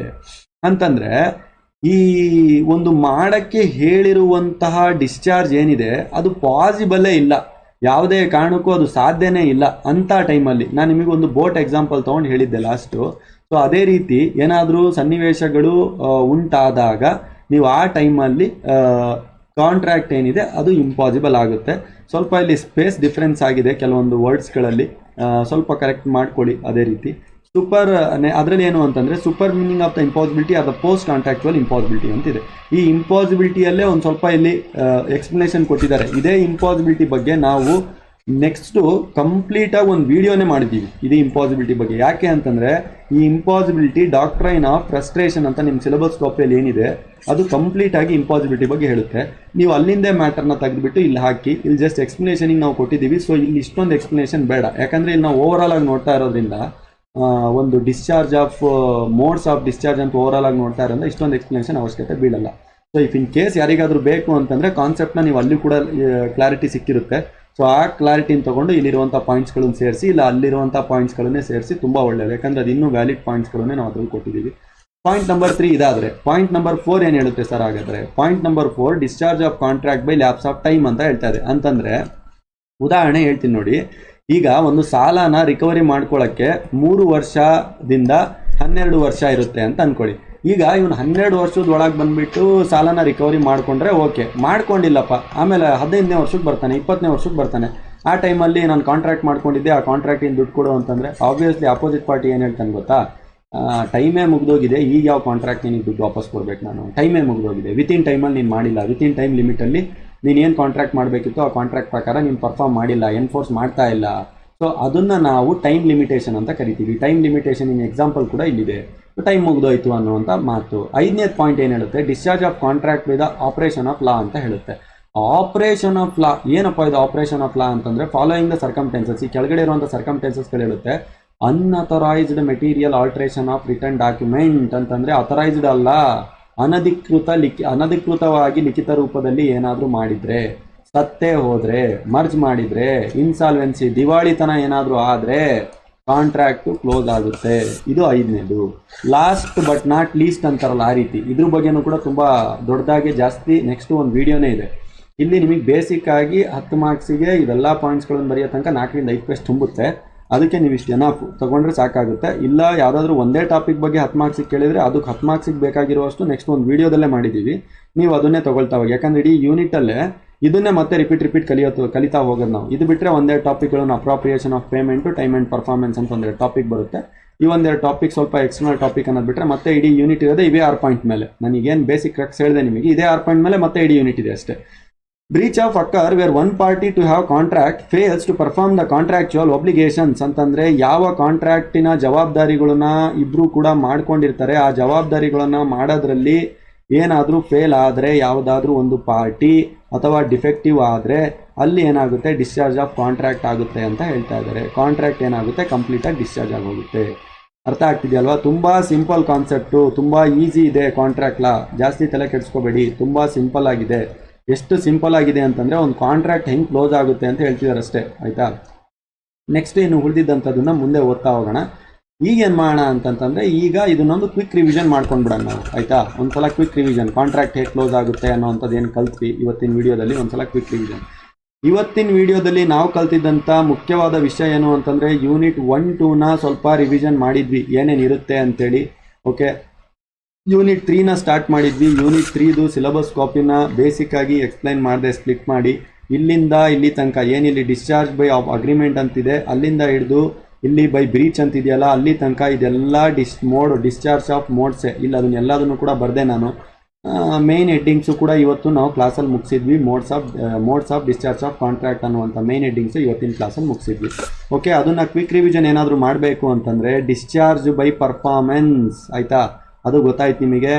ಏನು ಕೆಲಸಕ್ಕೆ ಏನು ಇಬ್ಬರು ಪಾರ್ಟಿಗಳು ಮಾಡ್ಕೊಂಡಿದ್ರು ಅದನ್ನು ಕ್ಲೋಸ್ ಮಾಡಿದ್ರು. ಮ್ಯೂಚುವಲ್ ಕನ್ಸೆಂಟ್ ಬೈ ಅಗ್ರಿಮೆಂಟಲ್ಲಿ ನೋವೇಷನ್ ಅಂತ ನೋಡಿದ್ರಿ, ಮರ್ಜರ್ ನೋಡಿದ್ರಿ, ಆಲ್ಟ್ರೇಷನ್ ನೋಡಿದ್ರಿ, ಈ ರೀತಿಯಾದಂಥ ಕಾನ್ಸೆಪ್ಟ್ಸ್ಗಳನ್ನ ಓದಿದ್ರಿ. ಅದಾದಮೇಲೆ 3ನೇದು ಬಂದುಬಿಟ್ಟು ಇಂಪಾಸಿಬಿಲಿಟಿ, ಕಾಂಟ್ರಾಕ್ಟ್ ಮಾಡ್ಕೊಂಡಿರೋವಂಥದ್ದು ಪಾಸಿಬಲೇ ಇಲ್ಲ ಅಂಥ ಟೈಮಲ್ಲಿ. ಅದಾದಮೇಲೆ contract by lapse of time ಹೇಳ್ದೆ, ಒಂದು ಯಾವುದೋ ಒಂದು ಸಾಲದ ವಿಷಯ ತೊಗೊಂಡು ಹೇಳ್ದೆ, ಒಂದಿಷ್ಟು ಸಾಲ ವಾಪಸ್ ತಗೊಳ್ಳೋ ಟೈಮ್ ಇರುತ್ತೆ, ಆ ಟೈಮಲ್ಲಿ ತಗೊಳ್ಳಿಲ್ಲ. Discharge contract by operation of law ಹೇಳ್ತಾ ಇದೆ, ಆಪರೇಷನ್ ಆಫ್ ಲಾ ಇನ್ಸಾಲ್ವೆನ್ಸಿ ಆದರೆ, ಡೆತ್ ಆದರೆ, ಮರ್ಜರ್ ಆದರೆ, ಓಕೆನಾ, ಅಥವಾ ಅನ್ಅಥರೈಸ್ಡ್ ಏನಾದರೂ ಕೆಲಸ ಮಾಡಿದರೆ ಆ ಟೈಮಲ್ಲಿ ಆಪರೇಷನ್ ಆಫ್ ಲಾದಿಂದನೇ ಡಿಸ್ಚಾರ್ಜ್ ಆಗುತ್ತೆ. Discharge by breach of contract, ಇಬ್ಬರಲ್ಲಿ ಯಾವುದೋ ಒಬ್ಬ ಪಾರ್ಟಿ ಇದ್ದಾನಲ್ವಾ, ಅವನು ತನ್ನ ಕೆಲಸನ ಮಾಡ್ಕೊಳ್ಳೋಕ್ಕೆ ನಿರಾಕರಿಸಿದರೆ, ಒಬ್ಲಿಗೇಷನ್ನ ಮಾಡಲಿಲ್ಲ ಅಂತಂದರೆ ಆ ಟೈಮಲ್ಲೂ ಕೂಡ ಕಾಂಟ್ರಾಕ್ಟ್ ಹೋಗುತ್ತೆ, ಡಿಸ್ಚಾರ್ಜ್ ಆಗುತ್ತೆ ಅನ್ನೋವಂಥದ್ದು ಇವತ್ತಿನ ವಿಡಿಯೋ. ಅದನ್ನೇ ಕೂಡ ಇಲ್ಲೊಂದು ಸ್ವಲ್ಪ ಎಕ್ಸ್ಪ್ಲನೇಷನ್ನು ಕೂಡ ಹೇಳಿರುವಂಥದ್ದು. ಸೊ ಮುಂದಿನ ವೀಡಿಯೋಸ್ಗಳಲ್ಲಿ ಪರ್ಟಿಕ್ಯುಲರ್ ಆಗಿ ಒಂದೊಂದಾಗೆ ನಾವು ಕಲಿತಾ ಹೋಗೋಣ ಸೀಕ್ವೆನ್ಸ್ ಆಗಿ. ಓಕೆ, ಸೊ ಇದಿಷ್ಟು ಹೇಳ್ತಾ ಈ ವಿಡಿಯೋ ನಾನು ಕ್ಲೋಸ್ ಮಾಡ್ತಾ ಇದ್ದೇನೆ. Thank you very much from ನಮ್ಮ ಕಾನೂನು ಟೀಮ್. ಓದ್ಕೊಳ್ಳಿ ಚೆನ್ನಾಗೆ, ಈ ಕ್ವಶನ್ ತುಂಬ ಇಂಪಾರ್ಟೆಂಟ್ ಇದೆ. Thank you. ವೆಲ್, ಈಗ ವೀಡಿಯೋಸ್ಗಳಂತ ನೋಡ್ತಾ ಇದ್ದೀರಿ, ಎಲ್ಲ ಅರ್ಥ ಆಗ್ತಾ ಇದೆ ಅಂತ ಅನಿಸ್ತಾ ಇದೆ. ಸೊ ಇದೇ ರೀತಿ 100% ನನಗೆಲ್ಲ ಕಂಪ್ಲೀಟ್ ಆಗಿ ಸಿಲೆಬಸ್ ಅರ್ಥ ಆಗಬೇಕು ಅಂತಂದ್ರೆ ನಾವು ಕೊಡ್ತಾ ಇರೋದು ಪೇಡ್ ಕ್ಲಾಸಸ್. ಈ ನಾವು ಹಾಕಿರುವಂಥ ಪೋಸ್ಟ್ ಕಂಪ್ಲೀಟ್ ಆಗಿ ಎಲ್ಲ ಕಡೆ ನೀವು ಸರ್ಕ್ಯುಲೇಟ್ ಆಗಿರೋದು ನೋಡೇ ಇರ್ತೀರಾ. ಬೇರೆ ಬೇರೆ ನಮ್ಮ ಕಾನೂನು ಅಕಾಡೆಮಿ ಕಡೆಯಿಂದ ಬಿದ್ದಿರುವಂಥ ಪೋಸ್ಟ್ಗಳು ನೋಡೇ ಇರ್ತೀರಾ. ಎಲ್ಲ ಸೆಮಿಸ್ಟ್ರಿಗಿದೆ, ಎಲ್ಲ ಸೆಮಿಸ್ಟರ್ ಇದೆ, ಎಲ್ಲ ಫೆಸಿಲಿಟಿಗಳಿದೆ. ಈ ಫೆಸಿಲಿಟಿ ಇರುವಂಥ ಲಿಂಕ್ಸ್ಗಳಿರುವಂಥ ವೀಡಿಯೋಸ್ಗಳಿದೆ ಕೆಳಗಡೆ. ಸಬ್ಸ್ಕ್ರಿಪ್ಷನ್ ಒಂದ್ಸಲ ನೋಡ್ಕೊಂಡ್ರೆ, ಕೆಳಗಡೆ ಇರುವಂಥ ಡಿಸ್ಕ್ರಿಪ್ಷನಲ್ಲಿ ನೋಡ್ಕೊಂಡ್ರೆ ನಿಮಗೆ ಕಂಪ್ಲೀಟ್ ಆಗಿ ಸಿಗುತ್ತೆ. ಎನಿಯೋ ನಾನು ಬೇಸಿಕಾಗಿ ಒಂದ್ಸಲ ಹೇಳ್ಬಿಡ್ತೀನಿ. ಸೊ ಇಲ್ಲಿರುವಂಥ ಎಲ್ಲ ಸಬ್ಜೆಕ್ಟ್ಸ್ಗಳಿದೆ, ಎಷ್ಟೋ ಸಬ್ಜೆಕ್ಟ್ಸ್ಗಳು ನಾವು ಮೆನ್ಷನ್ನೇ ಮಾಡಿಲ್ಲ. ಸೊ ನಿಮ್ಮ ಯಾವುದೇ ಸಬ್ಜೆಕ್ಟ್ಸ್ಗಳು ತೊಗೊಳ್ಳಿ, complete law subject 5 year LLB, 3 year LLB, ಅಥವಾ ಈ 5 ಇಯರ್ LLB ಅಲ್ಲಿ BA LLB, BCom LLB ಎಲ್ಲ ಸಬ್ಜೆಕ್ಟ್ಸ್ಗಳಿದೆ. ಇಲ್ಲಿರುವಂಥ LLB ಸಬ್ಜೆಕ್ಟ್ಸ್ಗಳು 5 ಇಯರ್ LLB ಇರುವಂಥ ಸಬ್ಜೆಕ್ಟ್ಸ್ಗಳು ಇದೆ. ಎನಿಯೋ ನೀವು ಒಂದು ಕಾಲ್ ಮಾಡ್ಕೊಂಡ್ರೆ ಕಂಪ್ಲೀಟ್ ಆಗಿ ಇನ್ಫಾರ್ಮೇಷನ್ ಸಿಗುತ್ತೆ. ಆಮೇಲೆ ನಾವು ಕೊಡುವಂಥ ಪ್ಯಾಕೇಜ್ ಏನು, ಒಂದೊಂದು ಸಬ್ಜೆಕ್ಟ್ ಏನಾದರೂ ಕೊಡ್ತೀವಿ ಅಂತಂದ್ರೆ ಒಂದೊಂದು ಸಬ್ಜೆಕ್ಟನ್ನು ಕೊಡ್ತೀವಿ. ಅದ್ರ ಜೊತೆ ನಮ್ಮದು ಸೆಮಿಸ್ಟರ್ ವೈಸ್ ಥರನೂ ಪ್ಯಾಕೇಜ್ ಕಂಪ್ಲೀಟ್ ಆಗಿರುತ್ತೆ. ಎರಡು ಮೀಡಿಯಮ್ನವರಿಗೆ, ಇಂಗ್ಲೀಷ್ ಮೀಡಿಯಮ್ವರೆಗೂ ಇರುತ್ತೆ, ಕನ್ನಡ ಮೀಡಿಯಮ್ನವರೆಗೂ ಇರುತ್ತೆ. ಇಲ್ಲಿ ನಾನು ಸುಮ್ಮನೆ ಹಾಗೆ ಒಂದ್ಸಲ ಸ್ಲೈಡ್ಸ್ಗಳನ್ನು ತೆಗೆದುಕೊಂಡು ಹೋಗ್ತೇನೆ ಲಾಸ್ಟ್ ತನಕ. ನೋಡ್ತಾ ಹೋಗಿ ನೀವು ಎಲ್ಲ ಸೆಮಿಸ್ಟರ್ಗೆ ಇರುವಂಥ ಪ್ಯಾಕೇಜ್ಗಳು, ಸೆಮಿಸ್ಟರ್ ವೈಸ್ ಪ್ಯಾಕೇಜ್ಗಳು, ಎರಡೂ ಮೀಡಿಯಮರಿಗೆ ಸಪೋರ್ಟ್ ಮಾಡುವಂಥ ಪ್ಯಾಕೇಜ್ಗಳೇ. ನೋಡಿ, ಇದು 3 year LLB, second sem, third sem, fourth sem, fifth sem, six sem. 5 year LLB first sem, second, third, fourth, fifth, seventh, eight, nine, 10th. ಇದೇ ಥರ 5 ಇಯರ್ LLB BCom ಇಂದ ಕಂಪ್ಲೀಟ್ ಆಗಿ 10th sem ತನಕನೂ ಕೂಡ ಇದೆ. ಹಾಗಿದ್ದಲ್ಲಿ ಸರ್, ಈಗ ಗೊತ್ತಾಯ್ತು ಕೋಚಿಂಗ್ ನಡೀತಾ ಇದೆ. ಸೊ ಕೋಚಿಂಗಲ್ಲೇ ಪೇಯ್ಡ್ ಆಗಿ ನಾವು ಕಂಪ್ಲೀಟ್ 100% ನೋಡಬೇಕು. ಈಗ ನೋಡ್ತಾ ಇರೋ ಡೆಮೋ ಅಂತ ನಮ್ಗೆ ಗೊತ್ತಾಯ್ತು. ಇಫ್ ಇನ್ ಕೇಸ್ ನಾವು ತಗೊಂಡ್ರೆ ಕೋಚಿಂಗ್ ನೀವೇನೇನು ಫೆಸಿಲಿಟಿ ಕೊಡ್ತೀರಾ ಸರ್ ಅನ್ನೋಂಥ ಪ್ರಶ್ನೆ ನಿದ್ದೇಳುತ್ತೆ. ಇದನ್ನ 100% ಡೀಪ್ ಆಗಿ ಎಕ್ಸ್ಪ್ಲೈನ್ ಮಾಡಿರೋಂಥ ವಿಡಿಯೋ ಕೆಳಗಡೆ ಡಿಸ್ಕ್ರಿಪ್ಷನ್ ಇದೆ. ನಾನು ಬೇಸಿಕ್ ಆಗಿ ನಿಮಗೆ ಹೇಳ್ತೀನಿ ಅಷ್ಟೇ. ಓಕೆ, ಸೊ 10 ಫೆಸಿಲಿಟಿಗಳು ಸೇರಿಬಿಟ್ಟು ಒಂದೇ ಒಂದು ಫೆಸಿಲಿಟಿ ಅಂತ ನೀವು 10 ಫೆಸಿಲಿಟಿಗಳನ್ನ ತೆಗೆದುಕೊಳ್ಬೇಕಂದ್ರೆ ಒಂದು ಪ್ಯಾಕೇಜ್ನ ತಗೊಂಡ್ರೆ ಸಾಕು. ಆ ಪ್ಯಾಕೇಜ್ ಏನು, ಎಷ್ಟಿದೆ ಎಲ್ಲ ಅಂತೇಳಿ ಕಂಪ್ಲೀಟ್ ಆಗಿ ಎಲ್ಲ ಪೇಜಸ್ಗಳು ನಮ್ಮ ಕಾಂಟ್ಯಾಕ್ಟ್ ನಂಬರ್ ಕೆಳಗಡೆ ಇದೆ. ಆ ಕಾಂಟ್ಯಾಕ್ಟ್ ನಂಬರಿಗೆ ಕಾಲ್ ಮಾಡ್ಕೊಂಡು ಹೇಳ್ತಾರೆ. ಏನೇನು ಫೆಸಿಲಿಟಿ ಇದೆ ಅಂತ ನಾನು ಹೇಳ್ತಾ ಇದ್ದೀನಿ. ಎಲ್ಲ ರೆಕಾರ್ಡ್ ಆಗಿರುವಂಥ ಕಂಪ್ಲೀಟ್ 100% ವಿಡಿಯೋಸ್ಗಳು. ಯಾವ ಥರ ಅಂತಂದ್ರೆ, ಈಗ ನೀವು ನೋಡ್ತಾ ಇದ್ರಲ್ಲ ಯೂಟ್ಯೂಬಲ್ಲಿ, ಸೇಮ್ ಈಗ ನೋಡ್ತಾ ಇರೋದು ಒಂದೇ ಒಂದು ವಿಡಿಯೋ ಅಷ್ಟೇ. ಈಗ ಒಂದು ವಿಡಿಯೋ ನೀವು ಯಾವ ಥರ ನೋಡ್ತಾ ಇದ್ದೀರಾ, ಈ ಥರ 100% ಸಿಲೆಬಸ್. ಯಾಕಂದ್ರೆ 100% ಸಿಲೆಬಸ್ನ ಪಬ್ಲಿಕ್ ಆಗಿ ಬಿಡೋದಿಲ್ಲ. 100% ಸಿಲೆಬಸ್ ಬೇಕು ಅಂತಂದ್ರೆ ಪೇಯ್ಡ್ ತಗೋಬೇಕಾಗುತ್ತೆ. More than 300 videos per semester, ಆಯ್ತಾ, per subject more than 60-80 videos. ಈ ಥರ ಕಂಪ್ಲೀಟ್ ಆಗಿ 100% ಸಿಲೆಬಸ್. ನೀವು ಸಿಲೆಬಸ್ ಪಾಯಿಂಟ್ನ ಹಿಡ್ಕೊಂಡು ಮ್ಯಾಚ್ ಮಾಡಿದ್ರು ಕೂಡ ನಾವು ಒಂದು ಕ್ವಶನ್ ಕೂಡ ಒಂದು ಸಿಲೆಬಸ್ ಪಾಯಿಂಟಲ್ಲಿ ಒಂದು ಪಾಯಿಂಟನ್ನು ಬಿಟ್ಟಿರೋದಿಲ್ಲ. ಪ್ರೀವಿಯಸ್ ಇಯರ್ ಕ್ವಶನ್ ಪೇಪರ್ನ ಸಾಲ್ವ್ ಮಾಡಿರ್ತೀವಿ, ಅದನ್ನ ಸಾಲ್ವ್ ಮಾಡಿ ಅದ್ರ ಸೊಲ್ಯೂಷನ್ಸ್ಗಳನ್ನ ಕೊಟ್ಟಿರ್ತೀವಿ. ಸರ್, ಇದು ಈ ಕ್ಲಾಸಸ್ಗಳು ನಮ್ಗೆ ನೋಡಿದ್ರೆ ಸಾಕ ಯೂಟ್ಯೂಬ್ ಥರ, ಇನ್ನೇನಾದ್ರೂ ಎಕ್ಸ್ಟ್ರಾ ಮಾಡಬೇಕಾ ಅಂತಂದ್ರೆ ಇದಷ್ಟೇ ಅಲ್ಲದೆ ನಾವು ಆನ್ಲೈನ್ ಕ್ಲಾಸಸ್ಗಳನ್ನು ಕೂಡ ಕಂಡಕ್ಟ್ ಮಾಡ್ತೀವಿ. ಇಲ್ಲಿ ಕಂಡಕ್ಟ್ ಮಾಡುವಂಥ ಆನ್ಲೈನ್ ಕ್ಲಾಸಸ್ಗಳನ್ನ ಡೌಟ್ ಸೆಷನಿಗೆ ಕಂಡಕ್ಟ್ ಮಾಡ್ತೀವಿ, ಅಥವಾ ಬೇರೆ ಹೈಕೋರ್ಟ್ ಅಡ್ವೊಕೇಟ್ಸ್ಗಳಿಂದ, ಪ್ರೊಫೆಸರ್ಸ್ಗಳಿಂದ, ಜಡ್ಜಸ್ಗಳಿಂದ ನಿಮ್ಮ ಪ್ರಾಕ್ಟಿಕಾಲಿಟಿಗೆ ಕನೆಕ್ಟ್ ಆಗೋ ಥರ, ಮುಂದೆ ಜೀವನಕ್ಕೆ ನಿಮಗೆ ಬೇಕಾಗೋ ಥರ, ಪ್ರಾಕ್ಟಿಕಾಲಿಟಿ ಕನೆಕ್ಟ್ ಆಗೋ ಥರ ಕ್ಲಾಸಸ್ಗಳನ್ನು ಕಂಡಕ್ಟ್ ಮಾಡ್ತೀವಿ. ಸೊ ಆಮೇಲೆ ನಿಮಗೆ ಏನೇ ಡೌಟ್ಸ್ ಇದ್ರು ನಿಮ್ಮ ಹತ್ರ ಮಾತಾಡಲಿಕ್ಕೆ ಡೈರೆಕ್ಟ್ ಆಗಿ ನಿಮ್ಮ ಹತ್ರ ಪ್ರೊಫೆಸರ್ಸ್ ನಂಬರ್ಸ್ ಇರುತ್ತೆ. ಅಂತಂದ್ರೆ ಇವನ್ ನನ್ನ ನಂಬರು ಕೂಡ ನಿಮ್ಮ ಹತ್ರ ಇರುತ್ತೆ. ಏನೇ ಡೌಟ್ಸ್ ಇದ್ರು ಮಾಡ್ಬೋದು. ನಮ್ದು ಕಂಪ್ಲೀಟ್ ಆಗಿ ಕಸ್ಟಮರ್ ಆ್ಯಂಡ್ ರಿಲೇಷನ್ಶಿಪ್ ತುಂಬ ನೀಟಾಗಿ ನಡೆಸುವಂಥ ಕಾರ್ಯಕ್ರಮದಲ್ಲಿ ನಾವು ನಡೆಸ್ತಾ ಇದ್ದೀವಿ. ನೋಟ್ಸ್ ಆಬ್ವಿಯಸ್ಲಿ ಎಲ್ರಿಗೂ ಬೇಕಲ್ವಾ. ಕನ್ನಡ ಮತ್ತು ಇಂಗ್ಲೀಷ್ ಮೀಡಿಯಂ ಎರಡು ಮೀಡಿಯಮಲ್ಲಿ ಸಿಗುತ್ತೆ. ಸರ್, ನೀವು ಹೇಳ್ತಾ ಇರಲ್ಲ ಇದೆಲ್ಲ ಎರಡು ಮೀಡಿಯಮ್ ಅಲ್ಲ, ಕ್ಲಾಸಸ್ಗಳು ಮತ್ತು ನೋಟ್ಸು, ಆನ್ಲೈನ್ ಕ್ಲಾಸ್ ಎಲ್ಲ ಅಂತ. ಕನ್ನಡ ಮೀಡಿಯಮ್ವರೆಗೂ ಹೆಲ್ಪ್ ಆಗಲಿ, ಇಂಗ್ಲೀಷ್ ಮೀಡಿಯಮ್ವರೆಗೂ ಹೆಲ್ಪ್ ಆಗಲಿ ಅಂತ ಬೇಸಿಕಲಿ ನಮ್ಮ ಕರ್ನಾಟಕದಲ್ಲಿ ಕನ್ನಡ ಮೀಡಿಯಮಲ್ಲಿ ಹೆಲ್ಪ್ ಆಗಲಿ ಅಂತೇಳಿ ಅವ್ರಿಗೋಸ್ಕರ ಅಂತಲೂ ಕೂಡ ಸ್ಟಾರ್ಟ್ ಮಾಡಿರುವಂಥದ್ದು ಇದು ಎರಡು ಮೀಡಿಯಮಲ್ಲಿ ಇದೆ. ನಮ್ಮ ಟೀಮ್ ಕಡೆಯಿಂದ ಯಾವಾಗಲೂ ಕೂಡ ನಿಮಗೆ ಸಪೋರ್ಟ್ ಇರುತ್ತೆ. 24x7 ಯಾವಾಗಾದರೂ ಕಾಲ್ ಮಾಡಿ, ಒಂದೇ ಒಂದು ಕಾಲ್ ಮಾಡಿ ನಮ್ಮ ಟೀಮ್ನ ಪಿಕ್ ಮಾಡ್ತಾರೆ. ಸೊ ಅದಾದಮೇಲೆ ಅಸೈನ್ಮೆಂಟ್, ಇಂಟರ್ನ್ಶಿಪ್, ಸೆಮಿನಾರ್ ಅಂತ ಏನಾದರೂ ಕಾಲೇಜಲ್ಲಿ ಕೊಡ್ತಾರೆ, ಅದು ಕಂಪ್ಲೀಟಾಗಿ ಸಪೋರ್ಟ್ ಇರುತ್ತೆ. ನನ್ನ ಕಡೆಯಿಂದ ಆಸ್ ಎ ಸ್ಟೂಡೆಂಟ್ ಆಗಿ ಲರ್ನಿಂಗ್ ಪರ್ಪಸ್ಸಿಗೋಸ್ಕರ ನಿಮಗೆ ಫ್ರೀ ಲೀಗಲ್ ಅಡ್ವೈಸನ್ನು ಕೂಡ ನಾವು ಕೊಡ್ತೀವಿ. ಸೊ ಅದಾದಮೇಲೆ ಕನ್ನಡ ಆ್ಯಂಡ್ ಇಂಗ್ಲೀಷ್ ಮೀಡಿಯಮಲ್ಲಿ ಎರಡು ಮೀಡಿಯಮಲ್ಲಿ ಕ್ಲಾಸ್ ನಡೆಯುತ್ತೆ ಅಂತ ನಾನು ಆಲ್ರೆಡಿ ಹೇಳಿದ್ದೀನಿ. ಸರ್, ನಾನು ಆನ್ಲೈನ್ ಕ್ಲಾಸಸ್ಸನ್ನು ಅಟೆಂಡ್ ಮಾಡೋಕ್ಕಾಗಿಲ್ಲ, ಸ್ವಲ್ಪ ವರ್ಕ್ ಮಾಡ್ಕೊಂಡಿದ್ದೀನಿ. ಯಾಕಂದರೆ ಬೇಸಿಕಲಿ ನಾವೆಲ್ಲ ಜಾಸ್ತಿ ಮಾಡ್ತಾ ಇರೋದು, ಪ್ರಿಫರ್ ಮಾಡ್ತಾ ಇರೋದು ಯಾವ ರೀತಿ ಅಂತಂದರೆ, ನಮ್ಗೆ ಗೊತ್ತಿದೆ ಪರಿಸ್ಥಿತಿ. ಮನೆ ಕೆಲಸ ಇರುತ್ತೆ, ವರ್ಕ್ ಮಾಡ್ಕೊಂಡಿರ್ತೀರಾ, part time work, full time work, own business ಇಟ್ಕೊಂಡಿರ್ತೀರಾ, ಹೌಸ್ ವೈಫ್ ಇರ್ತೀರಾ, ಇಲ್ಲ ಫುಲ್ ಟೈಮ್ ಹೋಗ್ತಾ ಇರ್ತೀರಾ, ಅರ್ಥ ಆಗ್ತಾ ಇರಲ್ಲ. ಅಂಥವರಿಗೂ ಕೂಡ ನಾವು ಈ ಫೆಸಿಲಿಟಿನ ಮಾಡ್ಕೊಳ್ತಾ ಇದ್ದೀವಿ. ಪ್ರೀವಿಯಸ್ ಇಯರ್ ಏನು ಪ್ರೀವಿಯಸ್ ಇಯರ್ ಸಪೋರ್ಟ್ ಇರುತ್ತೆ, ಪ್ರೀವಿಯಸ್ ಇಯರ್ ಸೆಮಿಸ್ಟರ್ ಸಪೋರ್ಟ್ ಇರುತ್ತೆ, ಫರ್ದರ್ ಸೆಮಿಸ್ಟರ್ ಸಪೋರ್ಟ್ ಇರುತ್ತೆ. ಒಂದ್ಸಲ ಹೇಳ್ಬೇಕಂದ್ರೆ ನೀವು ಒಂದ್ಸಲ ಜಾಯ್ನ್ ಆದ್ರೆ 100% ಜವಾಬ್ದಾರಿ ನಾವು ತಗೊಳ್ತೀವಿ. ಸೊ ನೀವು ಕಾಲೇಜಿಗೆ ಜಾಯ್ನ್ ಆಗಿ ಸರ್ಟಿಫಿಕೇಟ್ ಅಲ್ಲಿಂದ ತಗೊಳ್ತೀರಾ, ಟ್ರೈನ್ ನಮ್ಮ ಕಡೆಯಿಂದ ಕಂಪ್ಲೀಟ್ ಆಗಿ ಆಗ್ತೀರಾ. ಈ ರೀತಿಯಾದಂಥ ಫೆಸಿಲಿಟಿನ ಕೊಡ್ತೀವಿ. 10 ಫೆಸಿಲಿಟಿಗೂ ಒಂದೇ ಒಂದು ಪ್ಯಾಕೇಜ್ ತಗೊಳ್ತಾ ಇರೋದು. ಸೊ ಅದನ್ನೆಲ್ಲ ಬೇಕು ಅಂತಂದ್ರೆ ಪ್ರತಿ ಪೇಜಲ್ಲಿ ಕೊಡ್ತಾ ಇರುವಂಥ ನಂಬರ್ಸ್ಗಳಿಗೆ ಕಾಲ್ ಮಾಡ್ಕೊಳ್ಳಿ. ಸೊ ನಮ್ಮನ್ನು ಹೇಗೆ ಕಾಂಟ್ಯಾಕ್ಟ್ ಮಾಡೋದು, ಬರೀ ನಂಬರ್ಸ್ ಕಾಲ್ ಮಾಡೋದಾ ಅಂತ ನೀವೇನಾದರೂ ಕೇಳಿದ್ರೆ, ಬರೀ ನಂಬರ್ಸ್ ಅಂತಲ್ಲ, ಕಾಂಟ್ಯಾಕ್ಟ್ ನಂಬರ್ಗಳನ್ನ 2 ನಂಬರ್ಗಳನ್ನ ಇಲ್ಲಿ ಕೊಟ್ಟಿದ್ದೀವಿ.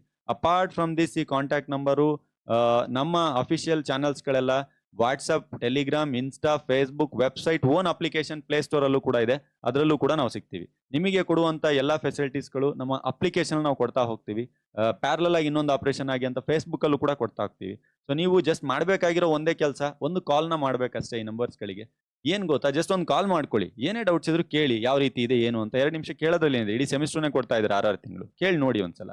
ಸೊ ವೆಲ್, ಈಗ ಸರ್ ಈಗ ಹೇಳ್ತಾ ಇದ್ದೀರಾ, ನೋಡಿದ್ವಿ, ಸ್ವಲ್ಪ ವಿಡಿಯೋಸ್ ಎಲ್ಲ ಚೆನ್ನಾಗಿ ಕಾಣ್ತಾ ಇದೆ, ಏನಾದರೂ ಇದೆ ಅಂತ ನಂಬಕ್ಕೆ ಒಂದಿಷ್ಟು ಡೆಮೋ ಥರ ಯಾವ್ಯಾವ ವಿಡಿಯೋಸ್ಗಳಿದೆ ಅಂತ ನೀವು ತೋರಿಸ್ತೀರಾ ಅಂತ ಏನಾದರೂ ಕೇಳಿದ್ರೆ, ನಾನು ಇಲ್ಲಿ ತೋರಿಸ್ತೇನೆ. ಕೆಲವೊಂದು ಸಬ್ಜೆಕ್ಟ್ಸ್ಗಳು ನಿಮಗೆ ತೋರಿಸ್ತೇನೆ. ಕಾಂಟ್ರಾಕ್ಟ್ ಲಾ 2 ಸಬ್ಜೆಕ್ಟ್ ಇದೆ, ಕಾಂಟ್ರಾಕ್ಟ್ 1 ಸಬ್ಜೆಕ್ಟ್ ಇದೆ, BNSS ರೀಸೆಂಟಾಗಿ ಅಪ್ಡೇಟ್ ಆಗಿರೋ ಸಬ್ಜೆಕ್ಟು, BNS ರೀಸೆಂಟ್ ಆಗಿರೋ ಅಪ್ಡೇಟ್ ಆಗಿರುವಂಥ ಸಬ್ಜೆಕ್ಟು, ಆಮೇಲೆ ನಿಮಗೆ IPC ಸಬ್ಜೆಕ್ಟು, ಇನ್ನೂ ಉಳಿದು ಬೇರೆ ಎಲ್ಲ ಸಬ್ಜೆಕ್ಟ್ ನೋಡಬೇಕು ಅಂತಂದರೆ ಕಾಂಟ್ರಾಕ್ಟ್ ಲಾ 1 ಆಗಿರಬಹುದು, ಕಾನ್ಸ್ಟಿಟ್ಯೂಷನ್ ಲಾ 2 ಆಗಿರಬಹುದು, ಕಾನ್ಸ್ಟಿಟ್ಯೂಷನ್ ಲಾ 1 ಆಗಿರ್ಬೋದು. ಪ್ರತಿ ಸಬ್ಜೆಕ್ಟ್ ನಾನು ಏನು ಬ್ಲೂ ಕಲರ್ ಪೇಜಲ್ಲಿ ತೋರಿಸಿದ್ನಲ್ಲ, ಕಂಪ್ಲೀಟ್ ಆಗಿ ಎಲ್ಲ ಸಬ್ಜೆಕ್ಟ್ಸ್ಗಳಿದೆ. ಈಗ ಹಾಗಿದ್ದಲ್ಲಿ ಯಾವ ರೀತಿ ಕೊಡ್ತೀರಾ ಅಂತಂದ್ರೆ, ಈ ರೀತಿ ಫೋಲ್ಡರ್ ವೈಸ್ ಮಾಡಿಬಿಟ್ಟು ನಾವು ನಿಮಗೆ ಪ್ರೊವೈಡ್ ಮಾಡ್ತೀವಿ. ಕಂಪ್ಲೀಟ್ ಆಗಿ ಯೂನಿಟ್ ವೈಸ್ ಫೋಲ್ಡರ್ ವೈಸ್ ಮಾಡಿಬಿಟ್ಟು ಪ್ರೊವೈಡ್ ಮಾಡ್ತೀವಿ. ಎಲ್ಲ ಸೆಮಿಸ್ಟರ್ದು ಕೂಡ ಇದೆ, ನಾನು ಎಲ್ಲದನ್ನು ಎಕ್ಸ್ಪ್ಲೈನ್ ಮಾಡ್ತಾ ಹೋಗಲ್ಲ. ನೋಟ್ಸ್ ಏನಾದರೂ ಡೆಮೋ ನೋಡಬೇಕು ಅಂತಂದ್ರೆ ಇಲ್ಲಿದೆ ನೋಟ್ಸು, ಯಾವುದೋ ಒಂದು ನಾನು ತೋರಿಸ್ತಾ ಇದ್ದೀನಿ ಅಷ್ಟೇ. ಈ ರೀತಿ ನಾವು ಕ್ಲೀನಾಗಿ ಪ್ರೀವಿಯಸ್ ಇಯರ್ ಕ್ವಶನ್ ಪೇಪರ್ಸ್ಗಳನ್ನು ಸಾಲ್ವ್ ಮಾಡಿದಂಥ ನೋಟ್ಸ್ಗಳನ್ನು ನಿಮಗೆ ಕೊಡ್ತಾ ಹೋಗ್ತೀವಿ. ಯಾವ್ಯಾವ ರೀತಿ ಏನೇನಿರುತ್ತೆ ಅಂತ 100% ನೋಟ್ಸ್ಗಳು ನಿಮ್ಮ ಕೈಯಲ್ಲಿರುತ್ತೆ. ಸೊ ಇಂಥ ನೋಟ್ಸ್ಗಳು ಬರೇ ಕನ್ನಡ ಮೀಡಿಯಮಲ್ಲಿ ಇಂಗ್ಲೀಷ್ ಮೀಡಿಯಮಲ್ಲಿ ಇರುತ್ತಾ? ಇಲ್ಲ, ಕನ್ನಡ ಮೀಡಿಯಮ್ನವರಿಗೂ ಕೂಡ ಅಷ್ಟೇ ಚೆನ್ನಾಗಿ, ಇಂಗ್ಲೀಷ್ ಮೀಡಿಯಮ್ನವ್ರು ಏನು ಓದ್ತಾರೆ ಅದನ್ನೇ ಕನ್ನಡ ಮೀಡಿಯಂ ಓದೋ ರೀತಿಯಲ್ಲಿ ಮಾಡಿಕೊಡ್ತೀವಿ. ಆಮೇಲೆ ನಮ್ಮದು ನೋಟ್ಸ್ಗಳೆಲ್ಲ ಪಿಕ್ಚರ್ಲೈಸ್ ಇರುತ್ತೆ, ಅರ್ಥ ಆಗೋ ಥರ ಕ್ಲೀನಾಗಿ. ನೋಡಿ ಇಲ್ಲಿ ಕಾಣ್ತಾ ಇದೆ ಡಿಸ್ಪ್ಲೇ ಮೇಲೆ ನಿಮಗೆ. Apart from this, most important previous year question ಪೇಪರ್ಸ್ಗಳನ್ನು ಕೊಟ್ಟು, ಎಕ್ಸಾಮ್ ಟೈಮಲ್ಲಿ ಅದನ್ನು ಸಾಲ್ವ್ ಮಾಡಿ, ಅದಕ್ಕೆ ಆನ್ಸರ್ಸ್ಗಳನ್ನು ಕೊಟ್ಟು, ನಿಮ್ಗೆ ಏನು ಬೇಕು 100%ನ ಮಾಡಿಕೊಡುವಂಥ ಫೆಸಿಲಿಟಿನ ನಾವು ಮಾಡ್ತಾ ಇದ್ದೀವಿ. ಇಲ್ಲಿ ನಾನು ತೋರಿಸ್ತಾ ಇರೋಂಥದ್ದು ಯಾವುದೋ ಒಂದೇ ಡೆಮೋಗೋಸ್ಕರ ತೋರಿಸ್ತಾ ಇದ್ದೀನಿ. ಮೋಸ್ಟ್ ಇಂಪಾರ್ಟೆಂಟ್ ಕ್ವಶನ್ಸ್ಗಳನ್ನ ಸಾಲ್ವ್ ಮಾಡ್ತೀವಿ. ಎಕ್ಸಾಮ್ ಟೈಮಲ್ಲಂತೂ ನಾವು ಕಂಟಿನ್ಯೂಸ್ ಆಗಿ ನಿಮ್ಮ ಜೊತೆ ಕನೆಕ್ಟೇ ಇರ್ತೀವಿ. ನಿಮ್ಮ ಪ್ರಾಬ್ಲಮ್ಸು ಅಥವಾ ಏನೋ ಶಾರ್ಟ್ ನೋಟ್, ಲಾಂಗ್ ಆನ್ಸರ್ ಏನೇ ಕೇಳಿ ಎಲ್ಲದಕ್ಕೂ ನಮ್ಮಲ್ಲಿ ಸೊಲ್ಯೂಷನ್ ಇರುತ್ತೆ. ಇದಿಷ್ಟು ಫೆಸಿಲಿಟಿಗಳನ್ನ ನಿಮಗೆ ಏನಾದರೂ ಬೇಕು ಅಂತಂತಂದರೆ ನೀವು ಕಂಪ್ಲೀಟ್ ಆಗಿ ನಮ್ಮ ಜೊತೆ ಜಾಯ್ನ್ ಆಗಬೇಕಾಗುತ್ತೆ. ಇಲ್ಲೊಂದು ಸಣ್ಣ ಅಟೆಂಡೆನ್ಸ್ ಶೀಟನ್ನು ಹಾಕಿದ್ದೀನಿ ಅಷ್ಟೇ. ಸರ್ ಈಗ ಆಗಿದ್ದಲ್ಲಿ ನೀವು ಹೇಳಿದ್ದೆಲ್ಲ ನನಗೆ ಅರ್ಥ ಆಯಿತು, ತುಂಬ ಇಷ್ಟ ಆಗಿದೆ ಸರ್, ಈಗ ನಾನು ಜಾಯ್ನ್ ಆಗಬೇಕಂತ ಡಿಸೈಡ್ ಆಗಿದ್ದೀನಿ, ಹೇಗೆ ಸರ್ ನಾನು ಇದೆಲ್ಲ ಫೆಸಿಲಿಟಿಗಳು ತೊಗೊಂಡು ಜಾಯ್ನ್ ಆಗೋದು ಅಂತಂತಂದರೆ, ನೀವು ಮಾಡಬೇಕಾಗಿರೋದು ಇಷ್ಟೇ, ನಮ್ಮನ್ನು ಕಾಂಟ್ಯಾಕ್ಟ್ ಮಾಡೋಕ್ಕೆ ಈ ನಂಬರ್ಗಳಿಗೆ ಜಸ್ಟ್ ಕಾಲ್ ಮಾಡಬೇಕಷ್ಟೇ. ನೋಡಿ, ಸೇರೋದೇನೋ ಸೇರಿಬಿಟ್ಟಿದ್ದೀರಾ, ಆಯಿತಾ? ಈಗ ಹೇಗಾದರೂ ಪಾಸ್ ಮಾಡ್ಕೊಂಡು ಹೋಗಲೇಬೇಕು. ಈ ಸೆಮ್ ಇಲ್ಲ ಅಂದರೆ ನೆಕ್ಸ್ಟ್ ಸೆಮ್ ಆದರೂ ಪಾಸ್ ಮಾಡಲೇಬೇಕು. ಎಲ್ಲೆಲ್ಲಿ ಮುಗಿಸ್ಬೇಕಂತ ನಿರ್ಧಾರ ಮಾಡಿದ್ರೆ ಮುಗಿಸ್ಲೇಬೇಕು. ಕಷ್ಟ ಆಗ್ತಿದೆಯಾ? ಅರ್ಥ ಆಗ್ತಿಲ್ವಾ? ಕೆಲಸ ಮಾಡ್ಕೊಂಡು ಮಾಡ್ತೀರಾ? ಪಾರ್ಟ್ ಟೈಮಾ, ಫುಲ್ ಟೈಮಾ? ಆರಾಮಾಗಿ ಬೇಸಿಕ್ ಒಂದು ಮಿನಿಮಲ್ ಚಾರ್ಜಸಲ್ಲಿ ಕ್ಲೋಸ್ ಮಾಡ್ಕೊಂಡು ಮಾಡ್ತಾರೆ. ದಯವಿಟ್ಟು ಇಲ್ಲಿ ಕಾಲ್ ಮಾಡ್ಕೊಳ್ಳಿ. ಸೊ ಇದಿಷ್ಟು ಯಾವ್ಯಾವ ಫೆಸಿಲಿಟಿಗಳಿದೆ ಅನ್ನುವಂಥದ್ದೇ ಗೊತ್ತಿರಲಿಲ್ಲ ಸ್ಟೂಡೆಂಟ್ಸ್ಗಳಿಗೆ. ಸೊ ಅದಕ್ಕೋಸ್ಕರ ನಾವು ಇದನ್ನು ಸೇರಿಸಿ ಕೊಡ್ತಾ ಇದ್ದೀವಿ. ಜೊತೆಯಲ್ಲೇ ಈ ರೀತಿ ಎಲ್ಲ ಫೆಸಿಲಿಟಿ ಇದೆ. ನಿಮಗೆ 100% ವೀಡಿಯೋಸ್ಗಳು ಬೇಕು ಅಂತಂದರೆ ನೀವು ಪೇಯ್ಡ್ ತೊಗೋಬೇಕಾಗುತ್ತೆ. ಇಲ್ಲಿರುವಂಥ ನಂಬರ್ಗಳಿಗೆ ಕಾಲ್ ಮಾಡಿ. ದಯವಿಟ್ಟು ಹೇಳ್ತಾ ಇದ್ದೀನಿ, ಇಲ್ಲಿ ಬಿಡ್ತಾ ಇರುವಂಥ ವೀಡಿಯೋಸ್ಗಳೆಲ್ಲ ಪಬ್ಲಿಕ್ಕಿಗೆ ಡೆಮೋ ಪರ್ಪಸ್ಸಿಗೋಸ್ಕರ ಅಂತ ಯೂಟ್ಯೂಬಲ್ಲಿ ಆಗಿರಬಹುದು, ಟೆಲಿಗ್ರಾಮಲ್ಲಿ, ಇನ್ಸ್ಟಾದಲ್ಲಿ, ಫೇಸ್ಬುಕ್ಕಲ್ಲಿ ಸ್ವಲ್ಪ ಲೈಟಾಗಿ ಏನು ಬಿಡ್ತಾ ಇದ್ದೀವಿ ನಾವು. ಸ್ಟಾರ್ಟಿಂಗ್ ಒಂದು 5% ಬಿಡ್ತಾ ಇಲ್ಲ ಅಷ್ಟೇ ನಾವು. ಇನ್ನು 95% ಹೈಡ್ ಆಗಿದೆ, ಕಂಪ್ಲೀಟ್ ಆಗಿ ಪೇಯ್ಡ್ ಇದೆ, ಕಂಪ್ಲೀಟ್ ಆಗಿದೆ ಎಲ್ಲ ಫೆಸಿಲಿಟೀಸ್ಗಳು. ಸೊ ಅದಕ್ಕೋಸ್ಕರ ನೆಕ್ಸ್ಟ್ ಪಾರ್ಟ್ ರಿಲೀಸ್ ಮಾಡ್ತೀವಿ ಅಥವಾ ನೋಟ್ಸ್ ಏನಾದರೂ ಸಿಗುತ್ತೆ, ಆ ರೀತಿ ನೀವು ಎಕ್ಸ್ಪೆಕ್ಟೇಷನ್ ಮಾಡೋದಕ್ಕಿಂತ ಒಂದು ಕಾಲ್ ಮಾಡ್ಕೊಳ್ಳುವಂಥದ್ದು ತುಂಬ ಒಳ್ಳೆಯದು. ಸೊ ಇದಿಷ್ಟು ಇವತ್ತಿನ ವಿಡಿಯೋ. ತುಂಬ ಪೇಷನ್ಸ್ ಆಗಿ ತುಂಬ ಸಪೋರ್ಟ್ ಮಾಡ್ತಾ ವಿಡಿಯೋಸ್ಗಳನ್ನ ನೋಡ್ತಾ ಇದ್ದೀರಾ. ಸೊ ನಿಮ್ಮ ಫ್ರೆಂಡ್ ಸರ್ಕಲ್ಗೆ ದಯವಿಟ್ಟು ಶೇರ್ ಮಾಡಿ, ಅವರಿಗೂ ಅರ್ಥ ಆಗಲಿ, ಗೊತ್ತಾಗಲಿ ಈ ರೀತಿ ಇಷ್ಟೇ ಸುಲಭವಾಗಿ ಆರಾಮಾಗಿ ಕ್ಲಾಸಸ್ಗಳನ್ನು ಮುಗಿಸ್ಕೊಳ್ತಾ ಇದ್ದಾರೆ ಅಂತ. ನೋಡಿ, ನಾನು ಹೇಳ್ತಾ ಇದ್ದೇನೆ, ಲಾ ತುಂಬ ಸುಲಭ ಇದೆ, ಕಾಂಪ್ಲಿಕೇಟೆಡ್ ಮಾಡ್ಕೊಳ್ಳೋದು ಬೇಡ. ನಮ್ಮ ಸುತ್ತಮುತ್ತ ಸಮಾಜದಲ್ಲಿ ನಡೆಯುವಂಥ ವಿಷಯಗಳೆಲ್ಲ ಅದನ್ನು ನಾವು ಸೆಕ್ಷನ್ಸ್ಗಳಿಗೆ, ಕೇಸ್ ಲಾಸ್ಗಳಿಗೆ ಅಟ್ಯಾಚ್ ಮಾಡಿ ಓದ್ತೀವಿ ಅಷ್ಟೇ ಇರೋದಿಲ್ಲ, ಅದು ಜಾಸ್ತಿ ಏನಿಲ್ಲ. ಸೊ ನಿಮ್ಮ ಫ್ರೆಂಡ್ಸ್ಗಳಿಗೆ ಪ್ರತಿ ನಿಮ್ಮ ವಾಟ್ಸಪ್ ಕಾಲೇಜ್ ಗ್ರೂಪ್ಸ್ಗಳಲ್ಲಿ ಶೇರ್ ಮಾಡಿ, ಅವರಿಗೂ ಕೂಡ ಅರ್ಥ ಆಗಲಿ. ನಿಮ್ಮ ಸ್ಟಡಿ ಸರ್ಕಲಲ್ಲಿ ಶೇರ್ ಮಾಡಿ, ಅವರಿಗೂ ಕೂಡ ಗೊತ್ತಾಗಲಿ. ಸೊ ಇದಿಷ್ಟು ಹೇಳ್ತಾ ಇವತ್ತಿನ ವಿಡಿಯೋನ ಕ್ಲೋಸ್ ಮಾಡ್ತಾ ಇದ್ದೇನೆ. ಮುಂದಿನ ವಿಡಿಯೋದಲ್ಲಿ ಸಿಗೋಣ. Thank you very much from ನಮ್ಮ ಕಾನೂನು law academy team. Thank you.